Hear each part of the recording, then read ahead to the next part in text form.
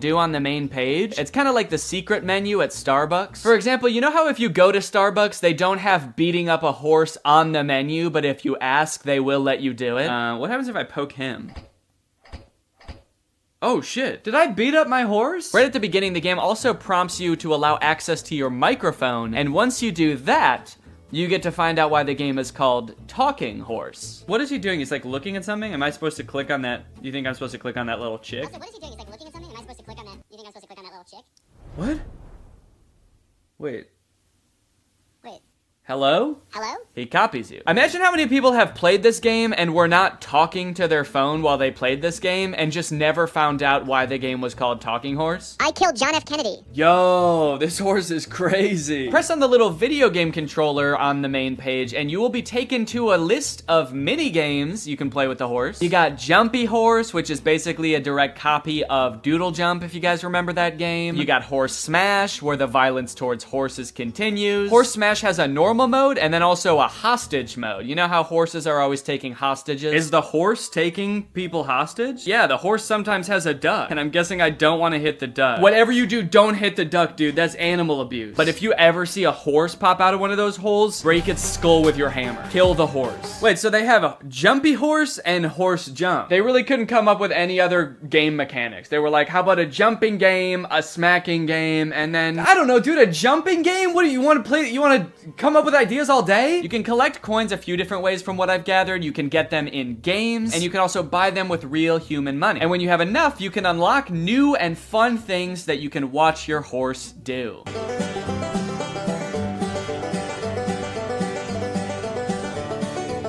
And not to brag or anything, but I did unlock everything in the game, and now my horse can walk on a treadmill. And you know what? I'm proud of him. I'm really proud of my little horsey. I'm really happy that I played this game. It brought a lot of joy to my life. I'm not scared of the horse. I'm not terrified of the horse. I didn't delete the game immediately after filming. I really like this horse. Transition. I guess this is the part of the video where I'm supposed to have reached some kind of conclusion about what I just did. But honestly, I don't really think I learned that much, aside from the fact that there are a lot of games on the App Store that are not fun. And also, I have to remember to cancel the subscription to Virtual Boys. Was that a subscription or was that a one-time payment thing? I gotta go figure that out. I gotta make sure that I cancel that if I need to cancel that. All right, well, anyway, thank you for watching. I'm gonna go do that, and you can go ahead and subscribe. Deal? Okay, good. Bye. Special delivery. What's up, Greg? You guys know how when you buy something online and then return it, it gets sent back to the warehouse, repackaged, and then sold to somebody else? Maybe you picture some kind of alternate evil version of you that likes really tight-fitting t-shirts? Yeah, that's not true. It turns out stores like Amazon realized a long time ago that it's actually a lot of work to look at each item that gets returned and try to figure out if it's broken or dirty or if Shadow Danny would even like it. So they thought of kind of an ingenious method to get rid of it all.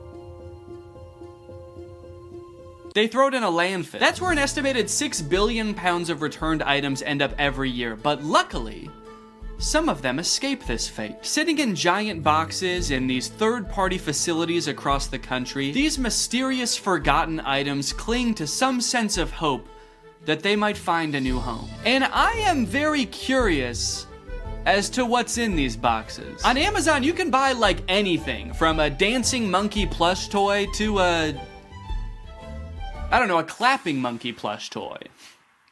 And everything in between. So I want to get my cold, sweaty little hands on one of these boxes of Amazon returns, but I don't know how. So I reached out to Raleigh Williams, the host of the YouTube channel Climate Town. So Raleigh, you're working on a video about free returns right now, right? Yeah, I saw this expose on a bunch of like brand new returns in a landfill and stores like throwing out cordless drills and perfectly new laptops and stuff. And I just thought like, we shouldn't be doing that. That shouldn't be how this system works. And so we've been reading up on it, and the reverse supply chain is not making me super optimistic. How do free returns go from like me returning an item to these random warehouses across the country where they end up in these mystery boxes? Yeah, so what's the last thing that you bought online? I think I bought AirPods? You know how there was like an option on the AirPods to, if you buy this, you can get it delivered to your house right away. Like they'll put it into a cannon and fire it at your window. Yeah, that's the option I picked because I needed them now. So that doesn't really exist in reverse. You can't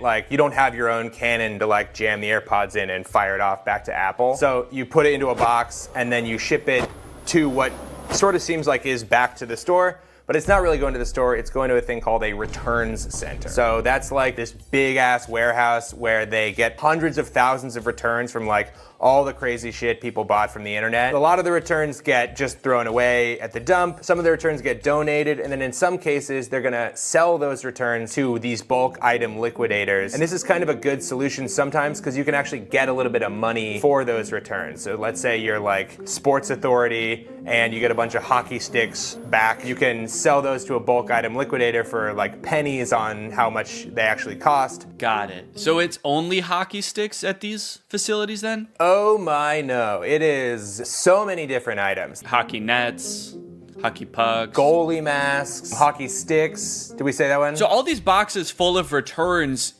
who do they sell these to? Do people like me just come in and buy giant boxes of Amazon returns? Yeah, there's a lot of liquidators that just have an open door policy, and it's like, bring your kids, let's make a Sunday out of this. Come on down and spend $400 on a box of random returns. So I could just go to one of these places if I find one and just buy a box? Yeah, this would actually be kind of a good section for my video that I'm making too. So maybe we'll just go to one together. I think it'd be a good challenge to see if you can actually resell the items in the box at a profit. To actually see if it's possible to like get your money back from the big box of returns that we buy. Maybe at the end of the video too, whatever like profit I make, we can give to a charity or something. That'd be a cool way to end it. Yeah, that sounds great. I mean, I do want to manage your expectations. I don't know how much you're actually going to be able to get from selling these items off. So I don't know how much profit this box is going to generate. It was the perfect plan. Given that this is actually a pretty common side hustle I'd seen before on YouTube, I figured I would have no problem turning a profit and donating said profit to charity. Some creators have actually gotten so successful flipping pallets that they've actually turned their operation into a full-time business. Just 3 years ago, Mitch was selling furniture out of his garage. Yes, I was. Now we're in this 30,000 square foot place. We did some research and found out there was a liquidation center not too far from where I live. So Raleigh hopped on a plane, and before we knew it, there we were.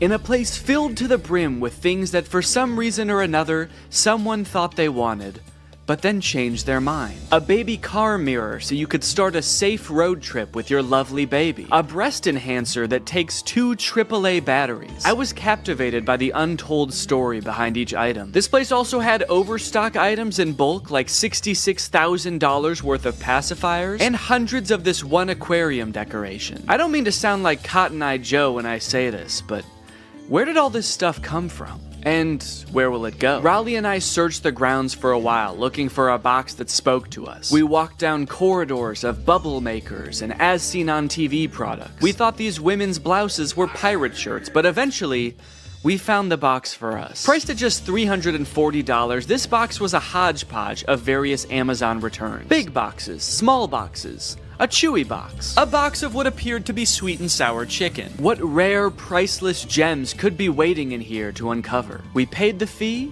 and a few hours later, the box was delivered. All right, guys, it's time to unbox the pallet. Honestly, I'm feeling pretty nervous about what's in here. I don't even know how many boxes are in here. I mean, what do you think, like 100? I think like probably 25 to 30 boxes are in here. Okay, so my guess was stupid then? Well, no. All right, box number 1. This is a tent. We could do the rest of this video in a tent. This is kind of sick. I'm liking this already, man. I'm not selling any of this stuff. This is exactly one person's worth of tent, or 2 very good friends worth of tent. And I like that if it's a clear night, you can see the stars from inside your tent. It's not gonna protect you from bears or anything, but most tents don't. Oh, a pet gate. Yeah, pet safety fence. Wait, that's actually kind of sick. I might need one of these. I mean, I've got a baby that can crawl now. I also have dogs that crawl all the time. When dogs walk, is that called crawling? They're on all fours. It's just walking. When a horse walks, is it called crawling? Oh yeah. Yeah, it's a Keurig. It's got the K right on top and everything. I wonder if it works. Now I'm noticing, if you look right here, there's like a little bit of scuffing. Yeah, I think this might be a gently used Keurig. As long as they used it gently. Oop, did a piece of... I lost a bit. I lost a bit of the Keurig. I'm going for the sweet and sour chicken. Oh, baby. Will it really be? So this is an example of a return. Somebody has like put it in a different box probably, and they've returned a thing. So they almost certainly took it out of the packaging, lost the packaging, and then said, fuck it, I'm returning it anyway. Oh, is it a vacuum maybe? I'm thinking, oh yeah, vacuum, little brush. It's a car vacuum. That is great. Maybe whoever ordered this wanted a car vacuum, and then between the time they ordered it and they got in a car crash and never wanted to set foot in a car again. Okay, or positive version, they ordered this. It worked so good. Their car was so clean. They're like, I'm not gonna need this again. They never needed for another it. 10 years. So. I cleaned it so good that it's never gonna get dirty again. All right, so this Chewy box was another one of the ones that like, it might be Chewy stuff or it might be... Based on everything else so far, I'm gonna say it's not Chewy stuff. And also I can tell it's a rug just by looking at it. It's also the way they've packaged it. It's like if Chewy packaged something like this and it came to your house, I would never shop at Chewy again. Yeah. It's like, yeah, it's fucking Chewy, come on. Dog treats spilling out the side. There's like tufts of dog hair stuck to the tape. Hey, do me a favor, ask your fucking dog if he cares how it's packaged, all right? Oh, it's soft though. Feel that rug. Wow. Yeah, I think it is some kind of, oop. Oh, this is nice. This is a nice padded floor. For your doggy duffel bag. And it looks like someone did put their dog in there. Yeah. It's all furry. Dog tested and returned. Dog tested. Disapproved of. Dogs disapproved. Right. A little rusty pan. Is it rusted? Oh, no, that's the brand? No, it is rusted. It is rusted. Oh, geez. So they must have used this a lot then. Yeah. They had this for 10 years and then sent it back to Amazon. It feels terrible to say goodbye after 10 years, but... I never liked it. It's just another rug. Dear customer, if there is crease on carpet you received, please don't worry. This is a normal phenomenon of folding carpets in order to meet the needs of international transportation. We intimately included a small watering can. Intimately? In big, huge bowls to help you easily solve this abominable crease. This crime against God of a crease. There were a few staple categories in this particular palette. For example, a shocking amount of tents. Could this be like a changing tent? Oh, yeah, maybe it is. Yeah. I think I just found another tent. We have an orange tent here. Okay. Also a bunch of rugs and 2 toilet accessories. I could understand why Amazon wouldn't want to take this back. Honestly, this one, I'm gonna give them a pass on this one. But there was a category of items that worried me the most, and that was the items that I didn't even know what they were when I unboxed them. Wait, whoa. I don't know what this is, but it says mind reader. This thing can read my... Ah! Get out of my head! Get out! I can hear your thoughts. Why would it be called a mind reader? It's like, was this the coaster you wanted? How did you know? Get out of my head! Look at what, I don't know. It's like a garbage bag? I think so. What the hell is this? Okay, and was it just like wood? It's a plank of wood! Wow. And does it say on the back, this is a set, do not separate? Oh, does it? This is a set, do not separate. There is one thing in here. Yeah, I wouldn't know how to if I tried. I'd need an axe. The more boxes we opened, my hope that we might find some cool, mysterious, rare item started to fade. People aren't constantly ordering cool doodads on Amazon and then returning them. As we came to find out, life is mundane, and so was a lot of the stuff in this box. Until we found this cool bird feeder. A smart AI recognition bird feeder. What does it recognize? I think it recognizes the kind of bird. Ooh, wait, that's actually kind of cool. It's kind of cool. Maybe if it sees a squirrel, it won't like put anything out. If it sees a squirrel, it shoots it. Okay, yeah, look at the bird seed comes down. Your little camera looks at him, says, blue jay detected. Wow, that's actually kind of cool. That's great. I could definitely find someone that wants to use this. In total, there were 34 boxes, and without making a single dime yet, we had already spent 55 minutes taking it all out of the box. I'm not gonna show us unboxing every single item, but if you're curious, here is a list with all 34 items we unboxed. Battery low, your GoPro will automatically power off. Wow. That's weird. Perfect timing. Do I have a rectangle on my head? It's a little one. It sort of looks like you're like Harry Potter's brother. He's like got a little rash on your head, but not the lightning bolt. He like saw Harry get Avada Kedavra and he like ran away and just ran into a wall. Yeah. The boy who goofed. Yeah.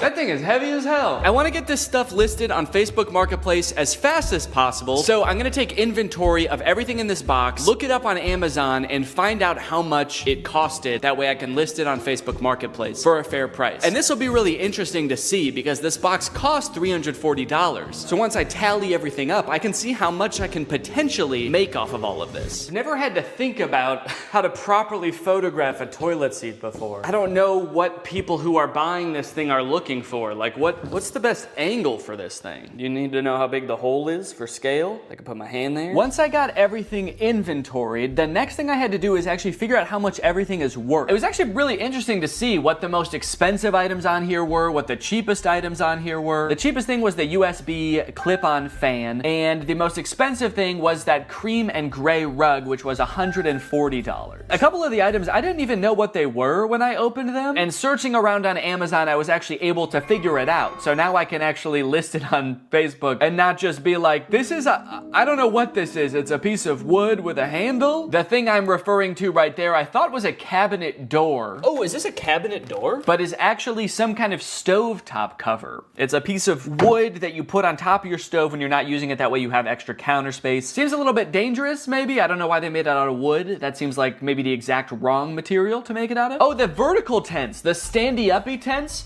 are for privacy and showering in the woods. So I guess you just climb in there and you just dump water on yourself? Or maybe if you get some kind of hose to go in there. Yeah, it's for showering. It's not for sleeping standing up, surprisingly. So in total, the box cost $340 and there are 34 items, conveniently. It's almost like they did that on purpose. But basically, I have to sell everything for an average of $10 or more to break even or make a profit. But if I wanted to make the maximum amount of money possible, then I would make around $1,700. And then if you subtract the $340 that I bought the pallet for, or Raleigh bought the pallet for, really, then the profit would be $1,350. So that is the maximum amount of money I could make from this. 1,300 smackaroons. But as I'm sure you're aware, that's not how Facebook Marketplace works. I don't think I'm gonna be selling these for anywhere near the amount that you could get them for new. I wanna try to sell this for a good price, but I will also be battling with my other want, my secret want, which is to get all of this stuff out of my garage as quickly as possible. I can barely back my car into the garage right now because this box is so big. So there's like an angel and a devil on my shoulder right now. The angel saying, come on, Danny, let's make a profit. And the devil is saying, get that fucking box out of the car. I don't want it anymore. We don't need the box. Just drive the whole thing to Goodwill. They can figure out what to do with it there. And then I also,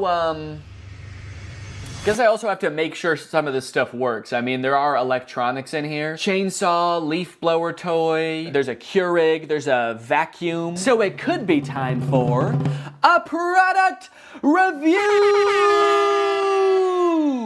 section of the video. Now, $13.50 is a serious chunk of change, and if I wasn't donating this to charity, I would definitely want to make sure that I keep my profits safe and maybe even put them to work for me. But how do I go about saving that much money? $1,300 isn't gonna fit in my pockets unless I buy more pants. That's why this video is sponsored by SoFi, which is... Oh, it's not pants. Okay. SoFi is a next-gen finance app, and they're gonna help you bank, borrow, and invest all in one place. And I bet you can guess where that place is. It's in the app. But don't just take my word for it. Listen to me in a suit. Having a child is awesome, but it is quite expensive, so when I'm not using my money, I like to make sure it's working for me and not just sitting there, which is why I love SoFi. With SoFi checking and savings, I can earn more money on my money. With direct deposit, I can earn 9 times the national savings rate. For those of you who are new to high-yield savings accounts, don't worry. Daddy's gonna walk you through it. It's basically an account that makes your money work harder for you by giving you something back in interest. Your typical savings account at your local bank earns you about 0.45% interest.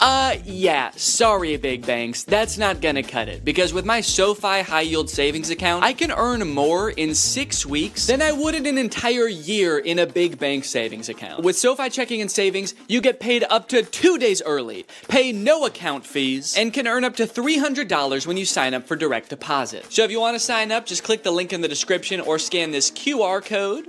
It's made just for me to show you. Thanks to SoFi for sponsoring this video, and thank you to you guys for checking out SoFi. Let's go ahead and pop some batteries in these. Hey, and this way, whoever buys these is gonna get free batteries as well, which I don't think they came with. So I'm actually sort of performing a service here. I should charge people more than the Amazon list. And that's what makes me such a business-minded guy. Time for the moment of truth. Hedge trimmers.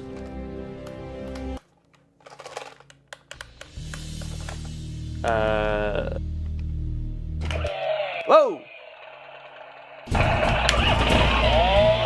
Okay, this one works. I didn't even mean to turn that on. As I picked it up, I accidentally pulled the trigger. This one, it seems like doesn't want to do anything, and this one was so ready to work that the second I touched it, it was like, yes!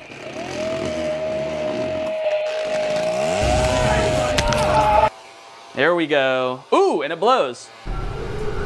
Okay, well, we got 2 out of the 3. And if someone buys these, I can just ask them if they want that one, even if it doesn't work. Next up, this clip-on fan. It's actually rechargeable, so there's a USB-C here. And let's see if it has any power right now. Oh. Oh, it only spins while my finger is on the button, which definitely does not seem very convenient. But let's give it a charge. And then we'll see what's what. Luckily, I've got a spare charger laying around from the AI pin, and it's USB-C. So I can't say I never got anything out of buying it, but we'll give it a minute to charge. In the meantime, let's test out its clipping functionality.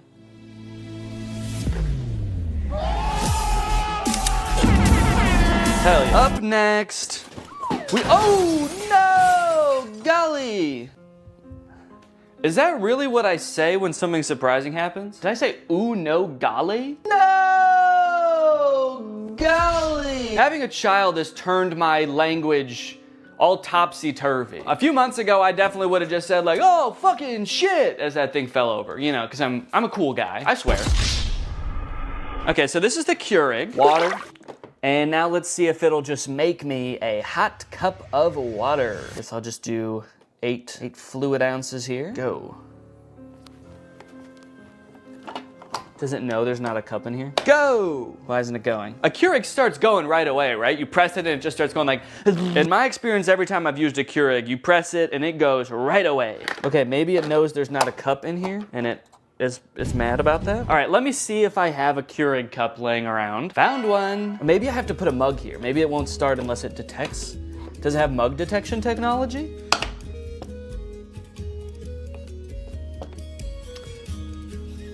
Okay, I think that this is also broken. Did I just buy a gigantic box of broken electronics? What do I do? What do I do with all this stuff? Amazon?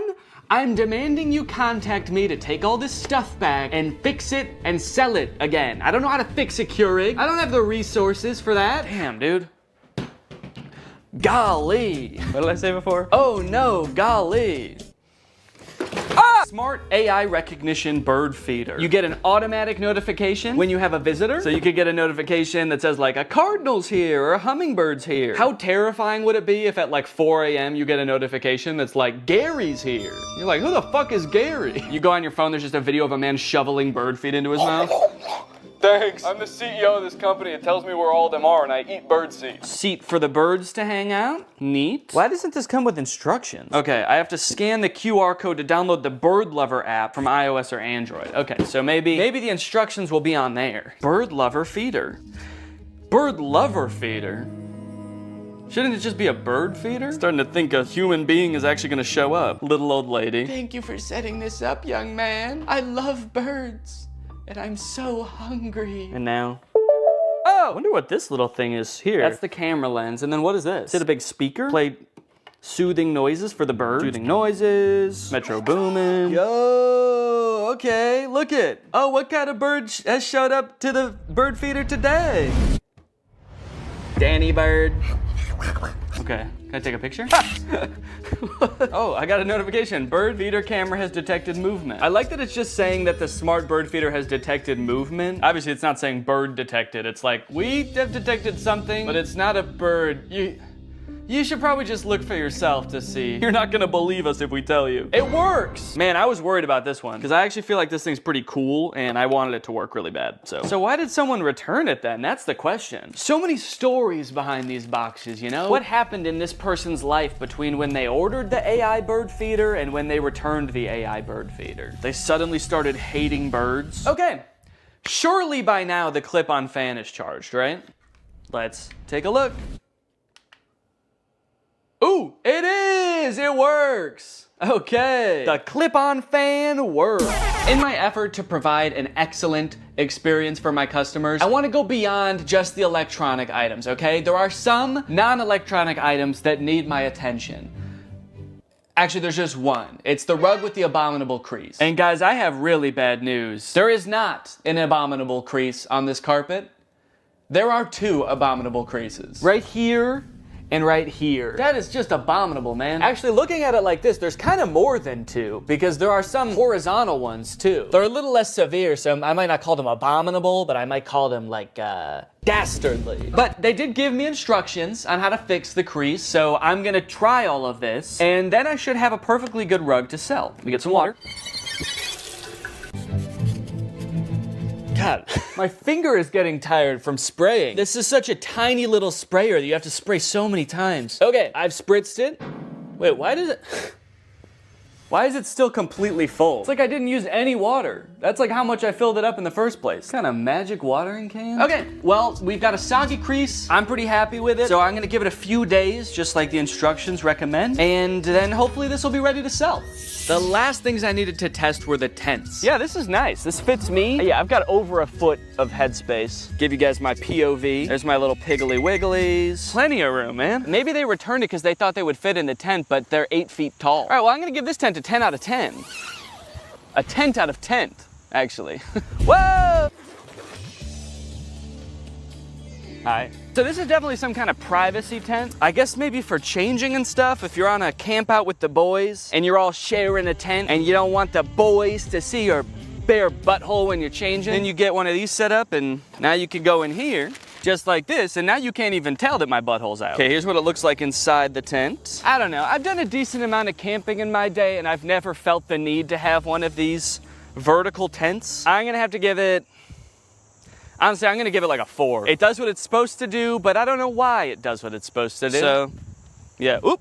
You know, being in this one when that happens would probably be scary. You're standing in there, you got your willy out, and then it just blows away. All the boys are sitting around the campfire, and suddenly you're just like, oh, I got the tent so this wouldn't happen. This last tent I was very confused about as I was putting it together. It's completely transparent, but has no ventilation. My suspicion was right that there is no ventilation in here. I mean, at least not without opening these windows. There are windows. Okay, so let me close this up, and now we'll just sit for a second. We'll see. Well, okay, hang on. This is not even big enough to sleep in, actually, now that I'm thinking about it.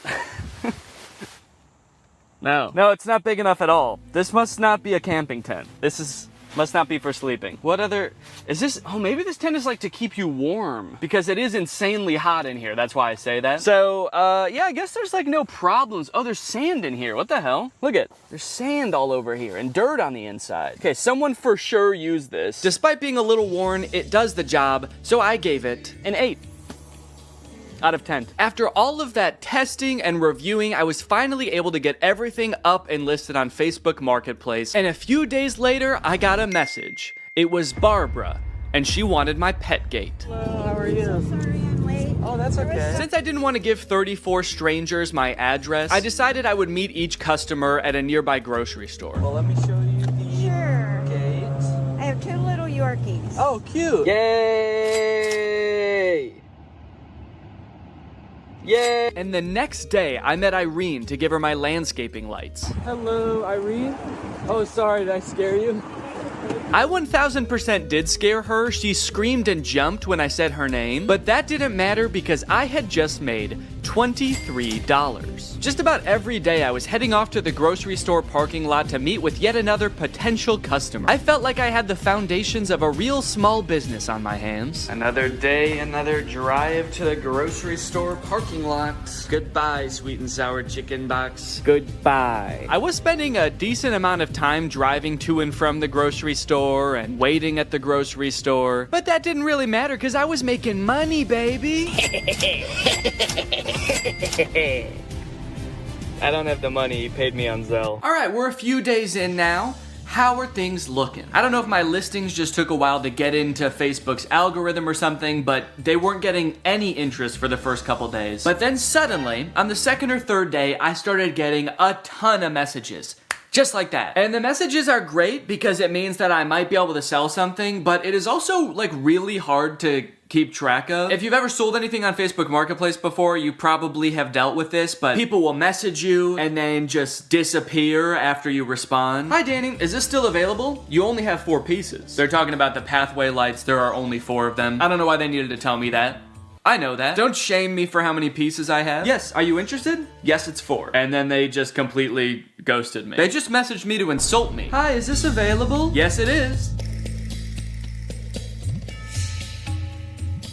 Do you want it? I guess when you're buying things, you probably have so many options because there's probably, there's a million rugs on Facebook Marketplace. So you don't have to treat one guy selling a rug very well. This person messaged me about the clear chair mat and said, are you ever in downtown Chicago? Even though I have my location listed on the listing, it is not downtown Chicago. I have it listed as pickup only. So I said, no, not really. And then I offered to meet him halfway in 2 different towns. And then he just stopped responding. No, sorry, I only want your ridiculously discounted product if you drive all the way to me and hand it to me. I'm not even gonna get out of bed, actually. You can just come in. And if all that wasn't bad enough,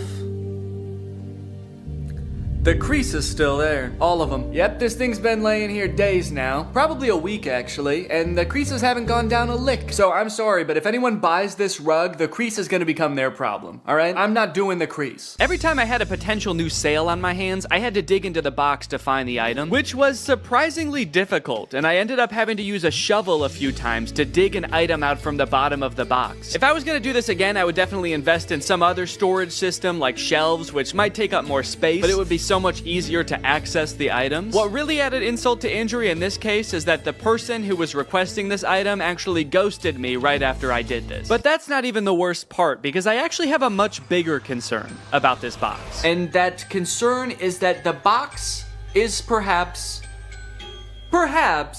cursed. Firstly, after I reviewed all the electronic stuff in my office, I was moving the boxes around and a big spider crawled out of one. And it zoomed around, it took me forever to find, and luckily I was really chill about the whole thing. Secondly, anytime I've been doing anything with the box, I've been sneezing a lot. Ugh. What am I allergic to in this box? I don't want to know. And then I noticed that later that day, every time I've gone into the box, I have told Laura, I think I have a fever. This is like hours after I'm done using the box, but it's always on days where I did use the box. I just feel feverish. I have body aches, I feel exhausted. So I'm highly allergic to something in the box. I guess dust, although I've never been allergic to dust before. And then the third thing, which is the most concerning thing, a few days ago, I got a bunch of mosquito bites on my body. At least I thought they were mosquito bites at first, because they were just a bunch of itchy bites. But after a few days, they kept getting itchier and itchier, and you'll notice I'm itching one right now. And then they got really red, which doesn't happen to me with mosquito bites. The bite itself got red, and then the whole area around it got red. And they're starting to get better now, but you can still faintly see the redness around this one. I've got like 5 or 6 of these on my body. This is very concerning to me. So I don't know, maybe this is all kind of in my head, maybe there's a spider in the box because it's in my garage and there's spiders in my garage. Maybe these bites are just mosquito bites and my body is reacting a weird way. Or maybe, what is the more likely option, the box is cursed. But hey, baby, that's just more motivation to get rid of this stuff, huh? Sell it. Give the curse to someone else. But at the very least, I should be careful when I give people the boxes. I should probably check them all for big spiders and ancient magic before I give it to them. Yep, should be good. Sweet. All right, have a good day. Yeah, no problem. All right, I've just finished up another sale here, and I was just sitting here in the car doing some thinking, and I think I've decided that I don't like this one bit. In terms of side hustles, man, I don't think that this one is it. Look at all of the messages that I've received between today and midday yesterday. So many people that I need to coordinate with, and the chances are, based on all of these messages, I probably won't even sell anything. The ratio of messages I receive to products that I sell is probably like 40 to 1. I've spent so much time messaging people and I've sold 8 things. Out of the 34 things I have, it's been weeks and I've sold 8 things. And then when I do have an actual buyer, it's almost just as annoying to coordinate with them. I had another guy that I was selling something to. We were supposed to meet at 7 p.m. one day, but he messaged me at 5:30 and was like, hey, just to let you know, I'll be there in 20 minutes. I hope you're free. To which I responded, no, sorry, I'm not gonna be free until probably at least 6:45. And then he messaged me when he arrived at 5:50 and said, okay, I'm here. Oh no, I didn't see your message because I was driving. Can you come anyway? But it was all worth it in the end because I sold the desk chair mat for $15. And as he was typing my information into Zelle, he also asked if he could have a discount. And I gave him one. Guys, I'm not good at this. Now, to be fair, this is completely my fault. I signed up to do this video. When Raleigh proposed, we did a collab, and I decided on this idea as my end of the collab. I had watched, I think one video about pallet flipping on Amazon, and I thought it looked easy. And I don't know where my critical thinking was when I watched this video, because watching it back in hindsight, there were definitely some red flags. This is a video called The Best Side Hustle No One Is Talking About, Flipping Amazon Return Pallets. It was made by this channel. They're a couple. They do a lot of Amazon pallet flipping, and so I thought it looked fun. And I think what really drew me in is this little bad boy right here, the MSRP counter. Every time they open a product to see what it is, they tally up how much it costs on Amazon, and they add that to the MSRP counter. By the time they're done unboxing the pallet, their MSRP counter is like $3,000 for a $500 box. So that's great, you know? They made $3,000. Except, no they didn't. They've unboxed a bunch of stuff and they've added up what it would have cost them to buy new. It's crazy that to me, opening a box for something that costs $100 means you made $100. That's how it worked in my brain. But no, of course it doesn't work that way. There's so much work that goes into this. You have to have a salesman brain. I don't have that. I actually think that this side hustle leverages all of my weaknesses. Selling things, planning ahead, being organized. Those are all parts of my brain that I've always known I'm not good at. I like turning on a camera and making silly YouTube videos. That's the side of my brain that works properly. So what I should have done is maybe watched a couple of videos and then Googled other people's experiences trying to flip Amazon pallets, because then I would have found this. On the flipping subreddit, someone asked, what are your guys' experience with Amazon return pallets? My experience is that Amazon return pallets have ruined my local yard sale ads. Every other yard sale I go to ends up being someone who ordered one of these pallets. Stop watching YouTube videos. 99% of that crap you are watching talking about junk pallets is paid advertisement. You're gonna get broken junk and used dildos while all the good shit was picked out right before they loaded it on the truck. Sounds like this person has been hurt and disgusted. This person said, depending on where you live, there's probably many people already doing this. I actually think it's better to wait and buy from these people at yard sales when they're trying to unload their death pile of merchandise. So hold on, there's Amazon, then the warehouses, then the people buying the pallets. They can't sell them, so they do a yard sale. Then there's other people coming to the yard sale to flip that and sell it to other people. How deep does this chain go? And why do I feel like it somehow all eventually ends up in a landfill anyway? Knowing how many people are doing this and failing is also making it seem like there's no way I can sell all this stuff because obviously there's competition. There's other people probably selling the same stuff and they're probably better at selling than me. They're already 3 steps ahead of me. They're waiting for me to sell it at a garage sale so someone else can buy it and then that person throws it away eventually. They're waiting by the garbage can for them to throw it away so they can pick it up for free and then sell it for $1. But that's when I thought of the perfect plan. And I actually haven't thought of what the plan is, but I'm just gonna wait until I have thought about it, and then I'm gonna add that in with voiceover. Weeks went by after this. Each day that I would walk into my garage, I would be confronted by a giant box of my own failure. All of my so-called biggest weaknesses staring me in the face and preventing me from backing my car into my garage. Oh, on the plus side, I did learn that the mysterious bites I was getting weren't from the box at all. Apparently, due to the cicada uprising this year, there was also a surge in the population of a microscopic mite called Oakley broadleaf itch mites, which feed on cicada eggs and then bite YouTubers in the back of the knee when they're already going through a pretty tough time. I was letting nearly all of my messages go unanswered at this point. I had resigned to not making a profit, which at this point meant I would not be donating to charity. In fact, I would have to steal $180 from charity. I started researching which charities it would be most ethical to steal from when suddenly, I remembered something. Something that gave me the idea for the perfect plan. My experience is that Amazon return pallets have ruined my local yard sale ads. All right, this is the beginning of the garage sale long shot.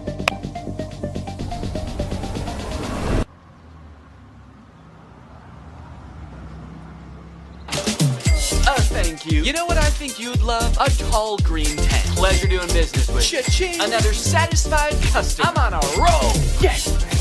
Thank you. Yes. Yes. Yes. I thought she was gonna want the bird feeder. She looked like the perfect candidate for the bird feeder. She actually laughed at the idea. She asked about it. I told her what it was, and then she laughed at me and said, "That's hilarious." And then she left.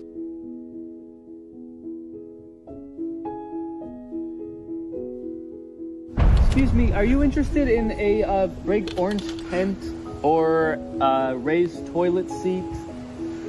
Maybe she'll be back later. She's got to go get her purse.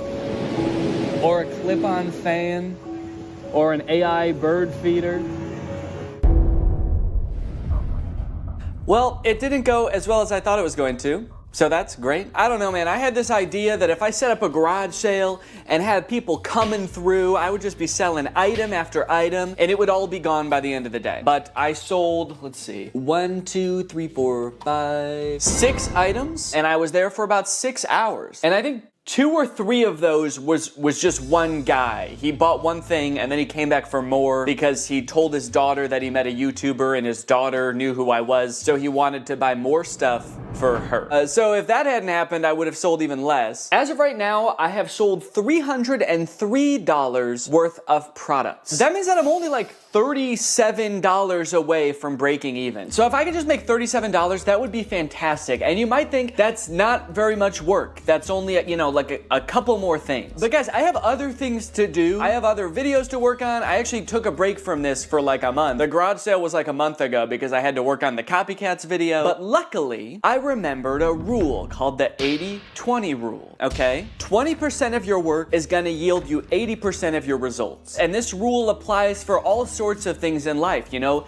In a classroom, maybe 80% of the trouble is caused by 20% of the kids. In customer service, probably 80% of your calls are from 20% of your customers. And if I apply that to this, maybe 80% of my profit can be from 20% of my products. I need to be focusing on the few products that are gonna yield me that last $37. So if I just look at the 3 most expensive products that I still have on my list, I have the rug, which on Amazon is $150, the raised toilet seat, which on Amazon was $80, and the marble toilet seat, which was $90. I need to focus on the stuff that's gonna bring in the big bucks, because I have like 16 or 17 products still listed, and if I am trying to field messages and coordinate with people for all of those products, I'm gonna go insane. So I fished the big rug and the 2 toilet seats out of the box, and unlike last time where I was just hastily taking pictures as quickly as possible, I took some time. I created eye-catching photos to show these products unique features and assure people the toilet seats had never been used. I also took some time to enhance the descriptions and the product listings, and then I also posted them on Craigslist. As for if it worked, well, you're just gonna have to see for yourself. Okay, here I am, back in the parking lot. The woman who is coming to meet me said she just wants to look at the rug. I hope that means she's gonna buy it and she just doesn't want to just kind of like see what I got just for fun. The rug is listed for $60, so if I actually sell it for $60 right now, I'll be past breaking even point. I can get out of the game for good. God, I hope she buys this rug. Please, God. Hi, how are you? How are you doing? I'm doing great, thanks. Good. Look at it, it's got the rubber backing too. It's perfect. Said it was new. Yeah, so I bought a box of Amazon customer returns. It's All right, beautiful. fantastic. Oh, thank you so much. Okay, could you put it in the back of my car? Absolutely. Yes! Yes!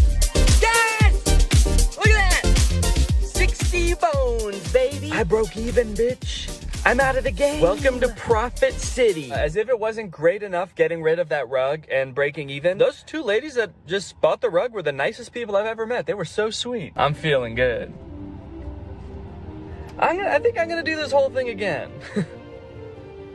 Just kidding. I don't think I'm ever gonna go on Facebook again, actually. In case you're wondering, I did a little rough estimate of how many hours I spent on this side hustle. That way I could calculate an hourly wage for my efforts. It was $1.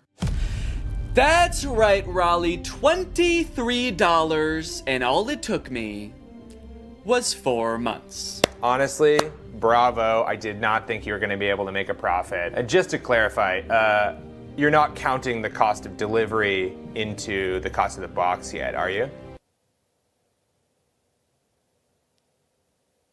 What? Yeah, it was $75 to get the box delivered, so that was on top of the $350 for the box. So technically, you haven't quite broken even yet.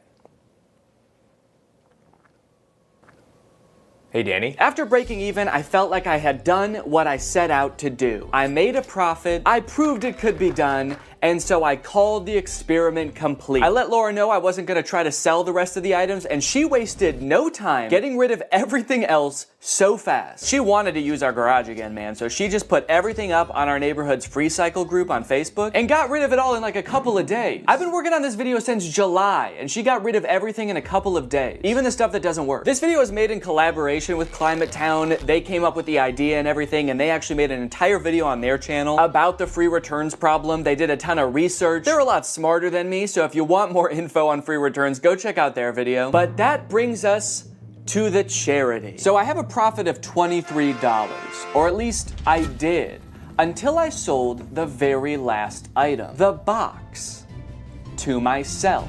You don't come across a cool big box like this very often. Who knows what I could do with this? I could make it a little fort. So I'm holding onto the box. Unfortunately, I did get a really bad deal on it. It was $10,000. The one time I negotiate and actually drive a hard bargain, it's on myself. So now I've got $10,023 to donate. I'm gonna be donating to Feeding America. They provide meals for people in need. I'm gonna add a fundraiser to this video down below, so if you guys wanna join me in donating, that would be awesome. Even just $1 can provide at least 10 meals for someone in need. So it's a really great opportunity to make a difference this holiday season. Anyways, guys, I hope you enjoyed this video. Make sure to subscribe if you're not yet to join Greg, and I'll see you next time. I recreated every single step from Squid. Curtis? Hello. Hey. You're probably wondering why I've called you here, aren't you? You said you wanted to make a video. Well, yeah, but that's only half the reason that I called you here. That's right. The other half is that, honestly, Curtis, I'm worried about you. I don't know if you've seen lately, but it's getting pretty dangerous out there. The world is a dangerous place. Yeah. Oh, yeah. Yeah, a plane just flew into that building. Oh my God. Right on cue. Did you do that? Exhibit A? No. Look, crime rates going up through the roof. Murder. Death? Did you know every person dies now? Point is, Curtis, there's people out there who are trying to hurt you. They're trying to kill you, Curtis. Me? Yes, you specifically. What'd I do? You're just, I don't know, how do I say this? Has anyone ever told you that you're an easy target before?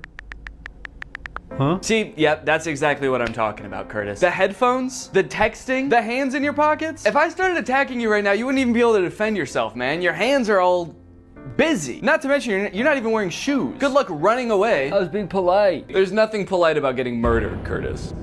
Attack me, see what happens. What the fuck? Exactly, like I said. How? It's not all bad, all right? I have found a YouTube account that specializes in self-defense advice just for people like you. For easy targets. Okay, so you're gonna teach me how to not be such an easy target. Not only that, Curtis, I'm gonna teach you how to defend yourself from everyday life situations that we all encounter. Like another plane crash that you just like another getting mugged, getting stabbed. You're getting out of your car and some guy runs up behind you and just starts punching you in the back of the head. Yeah. This happens to you all the time. Yes, yeah, just all those happened this morning. But today, we're gonna fight back. That hurt? Come on, you could not have just hurt yourself like that. Why'd you do that to me? You did that. How could you? We were friends, man. This is worse than I thought. I'm a lost cause. Let's get into the video. So this is the self-defense guy we're gonna be watching. His name is Self-Defense Goat. Damn. Okay. No one's ever hurt him. This has a lot of enemies, I guess, though. Seems like Yeah, people that's are always true. Trying. I think he's just an idiot, putting himself in really dangerous situations all the time. Well, let's see what happens if this guy pulls a yellow gun on you. Give me your money. Yo, man, yo, take it. Yo, man, yo. Yo, man, yo. Someone pulls a gun on you, yo. Take it. Here.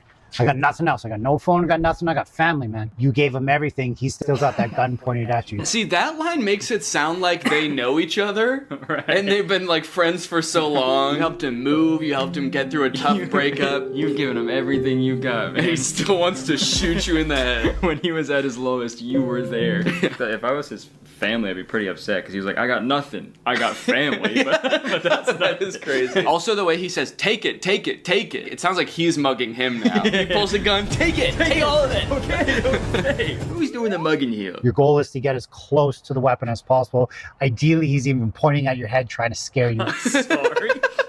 Ideally, he's pointing a gun at your head. Maybe it's easier to grab it when it's, as far away from your hands as possible. Like up here. Yeah. Maybe you like bite it. Yeah, maybe that's what he's about to do.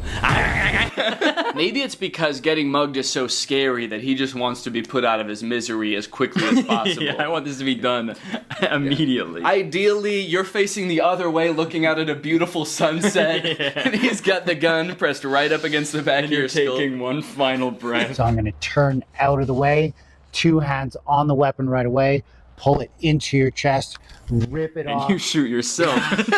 Take the power out of his hands. Yeah. Get out of the way, back, Hands. pull it into your chest. He said rip it off. He rips off his hand.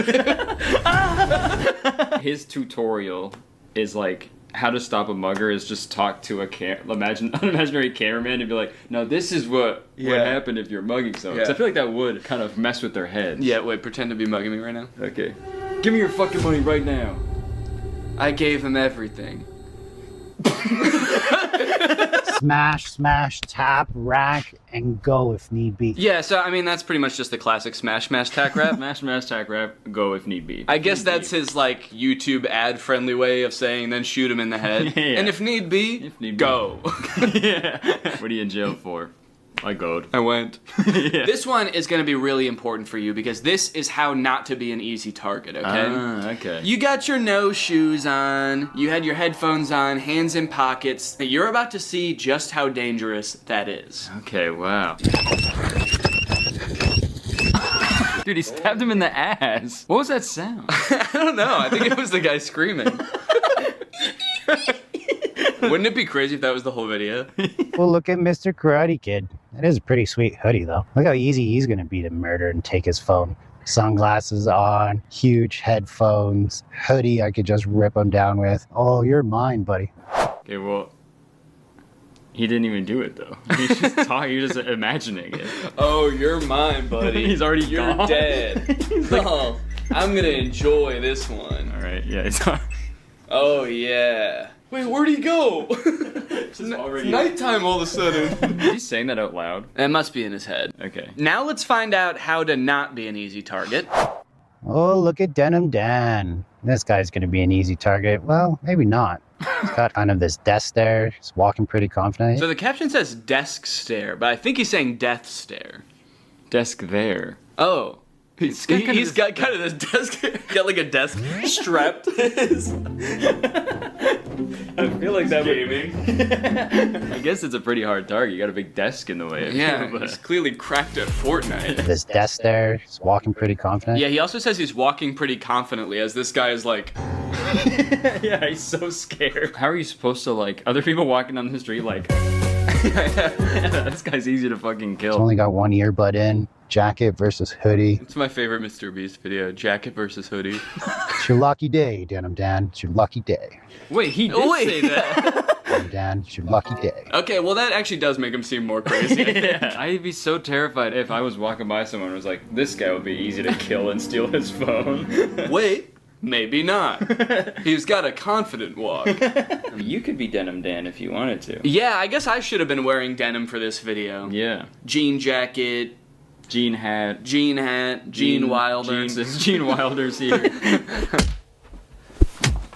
Hang on a second, guys, because I've got a self-defense technique of my own. Today's sponsor, ExpressVPN. Guys, using the internet without ExpressVPN is like walking around a park with flip-flops and headphones. It makes you an easy target. Did you know your internet service provider can legally collect data about every single website you go to and then sell that information to advertisers? Luckily, when you use ExpressVPN, it becomes like your armor.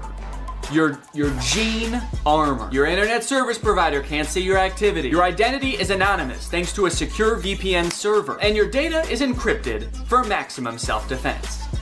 It's super easy to use as well. You can connect with just one click. Here I am changing my location to Canada. That way I can watch The Office on Netflix. It's not available here in the US, but it is in Canada. And you can do this with a bunch of streaming services and shows. It's sick. It works on your phone, on your laptop, even routers. That way you are always protected. I don't want to miss out on content that's not available in my area, and I also don't want anyone spying on me, especially not my internet service provider. That's why I use ExpressVPN. To find out how you can get 3 months for free by scanning the QR code on the screen right now, or clicking the link in the description, or going to expressvpn.com/Danny Gonzalez. That's 3 months for free by scanning this QR code or clicking the link. Thanks to ExpressVPN for sponsoring this video, and now let's get back into it. Now this is an instant that people actually do encounter somewhat often as road rage. Yeah, people get that a lot from me. Yeah. So what kind of stuff do you do? Just sort of like tailgating people? Yeah, I have usually probably 4 to 6 full cartons of eggs in my car at all times. Oh, you just throw eggs? And I just kind of, yeah. Egg people on the highway? I just egg people on the highway. I egg them on. Quite literally. Yo, what are you doing, Matt? What the hell's your problem? Yo, man, yo, chill. When it comes to self-defense... Oh, he's okay. Yeah, the rest of this video is from heaven. He's just like an angel. So what's crazy about this road rage incident is this guy cuts him off.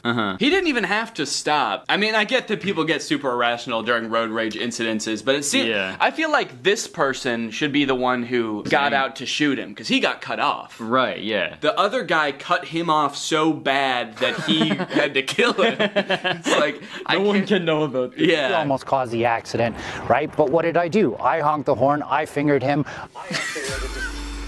I missed that part of the video. Yeah, when did that happen? Yo, what the fuck are you doing?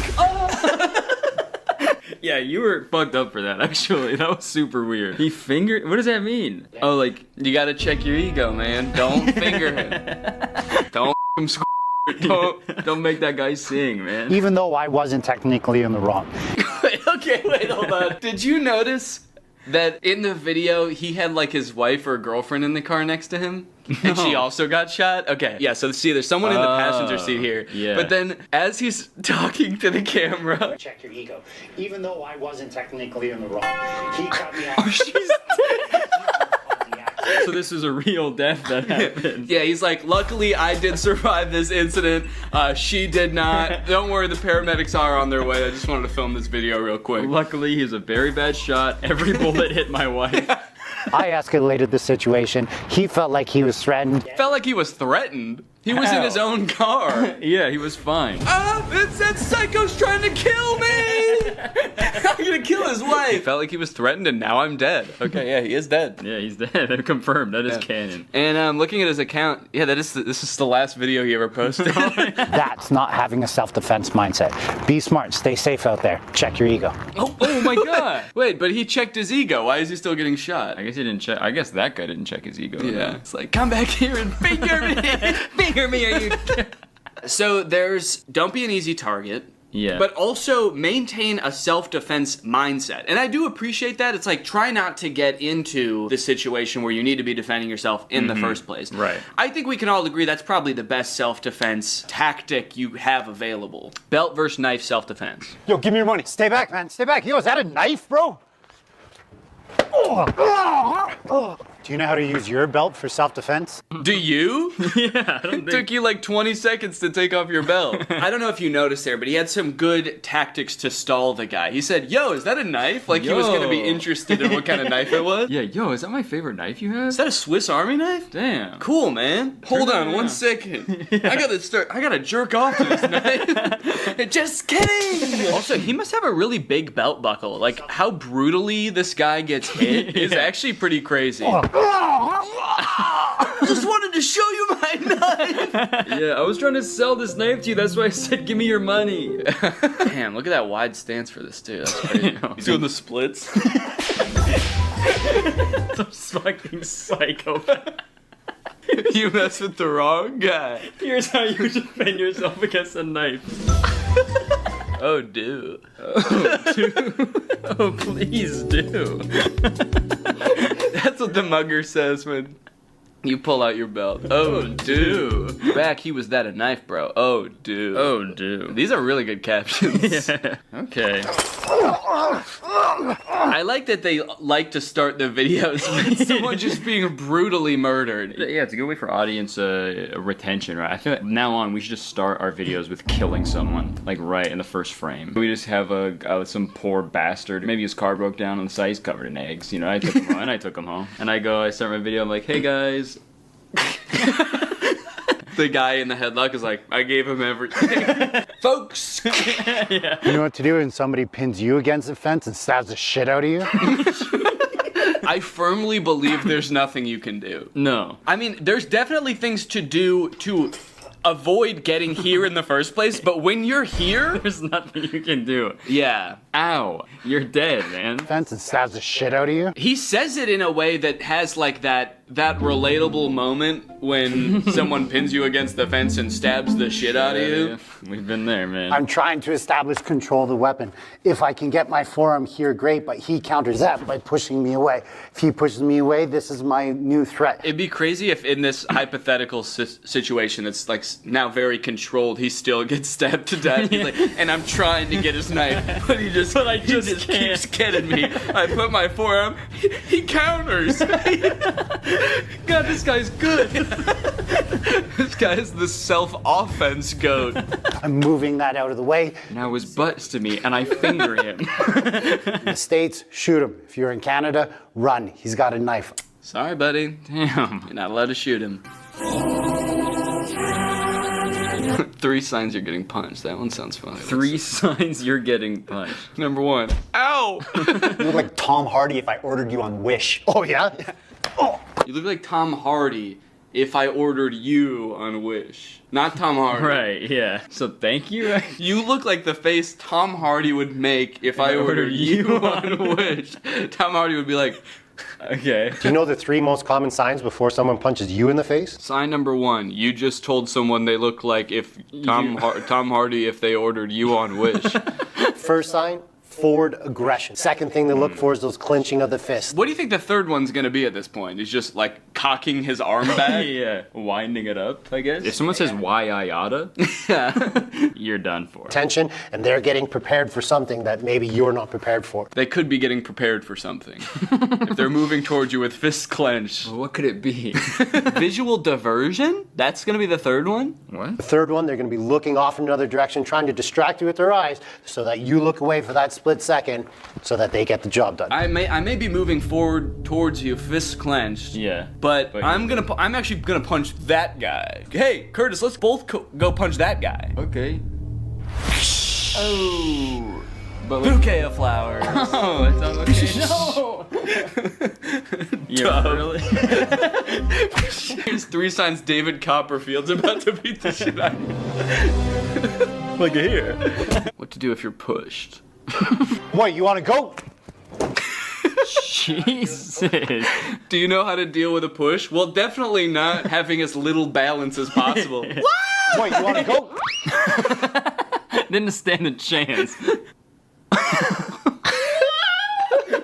And his feet too. Oh no. I've seen, bar fights, people get into fights, but it's always like, fist punching or they're, kind of wrestling around on the ground, just Yeah. grabbing each other, pulling each other's hair. Right. I've never seen this like push and like, whoa! Goes crashing through 3 walls. Yeah, got guy-shaped holes in each wall. Yeah. Do you know how to deal with this?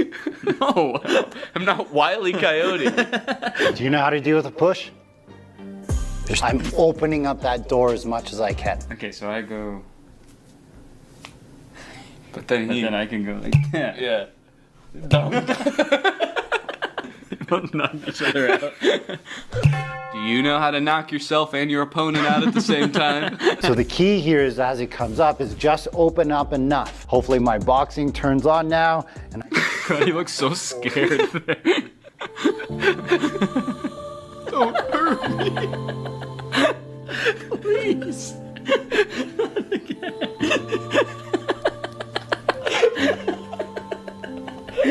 Is he actually gonna hit me this time? He's like softly blinking up at me. What are you doing to this guy? He already got pushed, man. He's been through enough. He also just said, hopefully my boxing turns on now. I've never practiced boxing before, but I really hope I know how to box. I hope the skill comes out of nowhere. and I just bring that hand forward as much as I can. Jesus. He was not expecting that second one. Bring that hand forward as much as I can. He's still standing there. I throw another 1 or 2. But that doesn't always work, especially if they're super big or if you were caught off guard. So if you don't know how to do all that he just did, the old wax on, wax off, you can do a soft fall. Okay. That would really throw your attacker off if he pushed you and you actually fell, right? Yeah, that would fucking confuse him like crazy. Now what? I thought he was gonna get closer to me. Suck all that in to minimize the damage that you take. The most vulnerable guy I've ever seen. Quit your job, man. You don't have to be there. When that push comes down and he goes to break fall this time, now he's not there. That's the way you're supposed to fall. Straight into a coffin. Like a fucking vampire. He's suddenly in a suit and palmed. Time. Now he's not there. Now he's not there. Yeah, he is. Where'd he go? I can only look up here. He's like,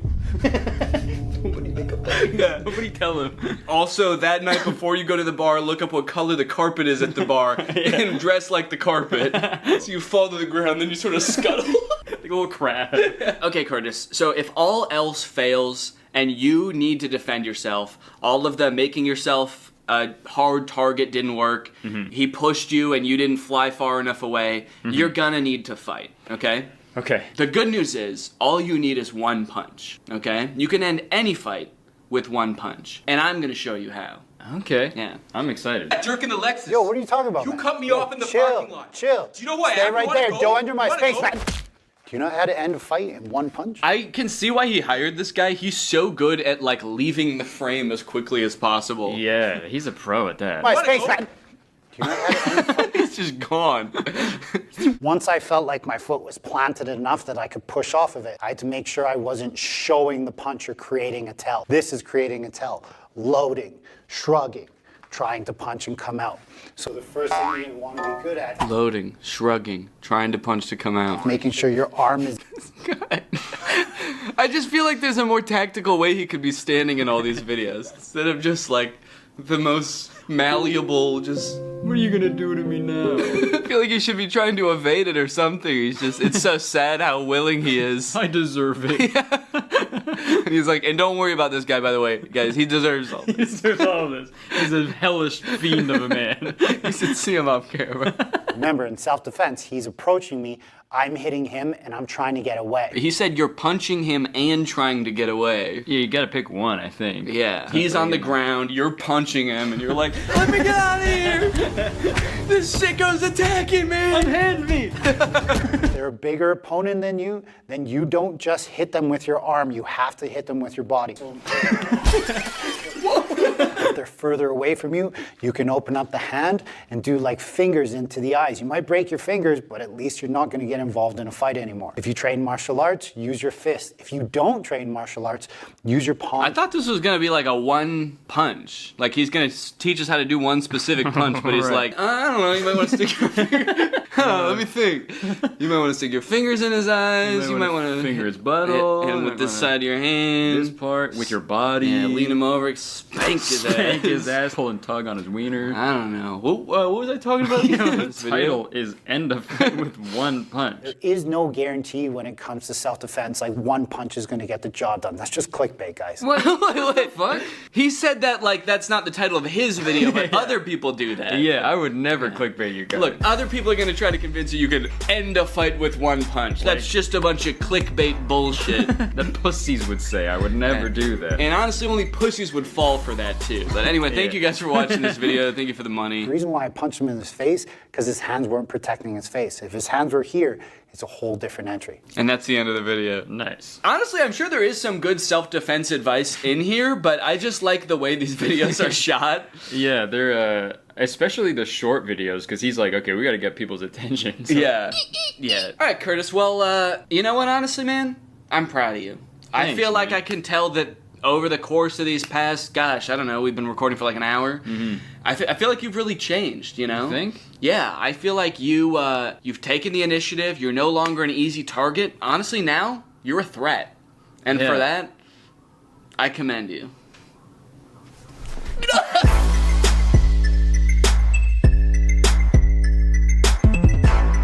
Stealing content. When is it okay? When is it just inspiration? When is it just hopping on a trend that everybody's doing? When is it not okay? Is there a gray area in between? What about this guy? You cannot make this up. You cannot make this up. You can't make this up. He's stealing the same intro over and over from himself.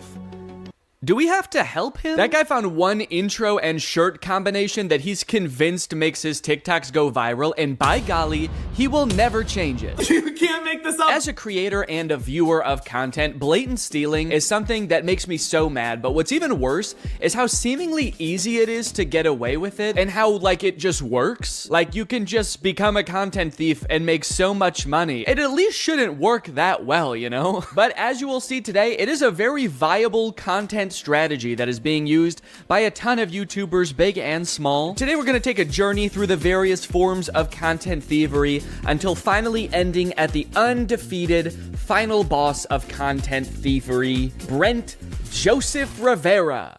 I don't know if his middle name is Joseph. I just wanted it to sound like he was in trouble. Go straight to your room, young man. Go straight to your secret room that you built in your house. You march right down to your secret Starbucks, and I don't want to hear a peep. So on this journey, I want to start with the most straightforward form of content stealing. Step 1, screen record someone else's content. Step 2, upload it as yourself.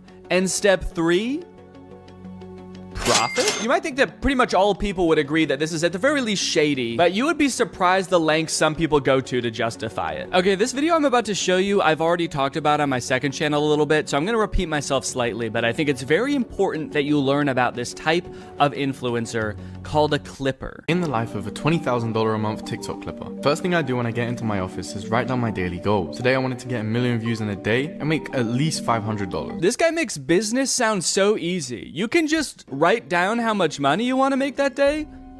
Do you make that much money? So I go and sit at my desk, pull my phone out and get ready to start my shift. The first thing I do is go and search for popular YouTubers to screen record. I sit down at the desk of my fully furnished office with a maxed out PC in front of me, and I go on my phone. He proceeds to screen record a popular YouTuber's video and then combine that with some gameplay footage, which he also didn't make himself, and then he posts it on TikTok. One of my videos last month made me $1,200 from one video. But what about today? How much money did you make today? Was it $500? It was probably more. He's just being modest. Honestly, man, I don't know why this guy does this day in and day out. If he just wrote a big enough number on the board the first day, he'd never have to work again. I guess that just goes to show that this guy does it for the passion. I'm very confused why he has an entire office. You could have done all this without leaving your bed. You don't need a furnished office. Might I suggest an empty room with a folding chair? Why does he have a ring light if he doesn't even film videos of himself? He's like, I am a TikTok clipper by trade, but my passion is TikTok dances and lip syncing videos. So I do that shit all the time, man. I don't record any of it. I don't even own a camera, but it's nice to have the ring light there to pretend. That would be insane. Doing TikTok dances for nobody, just alone in a room to a ring light.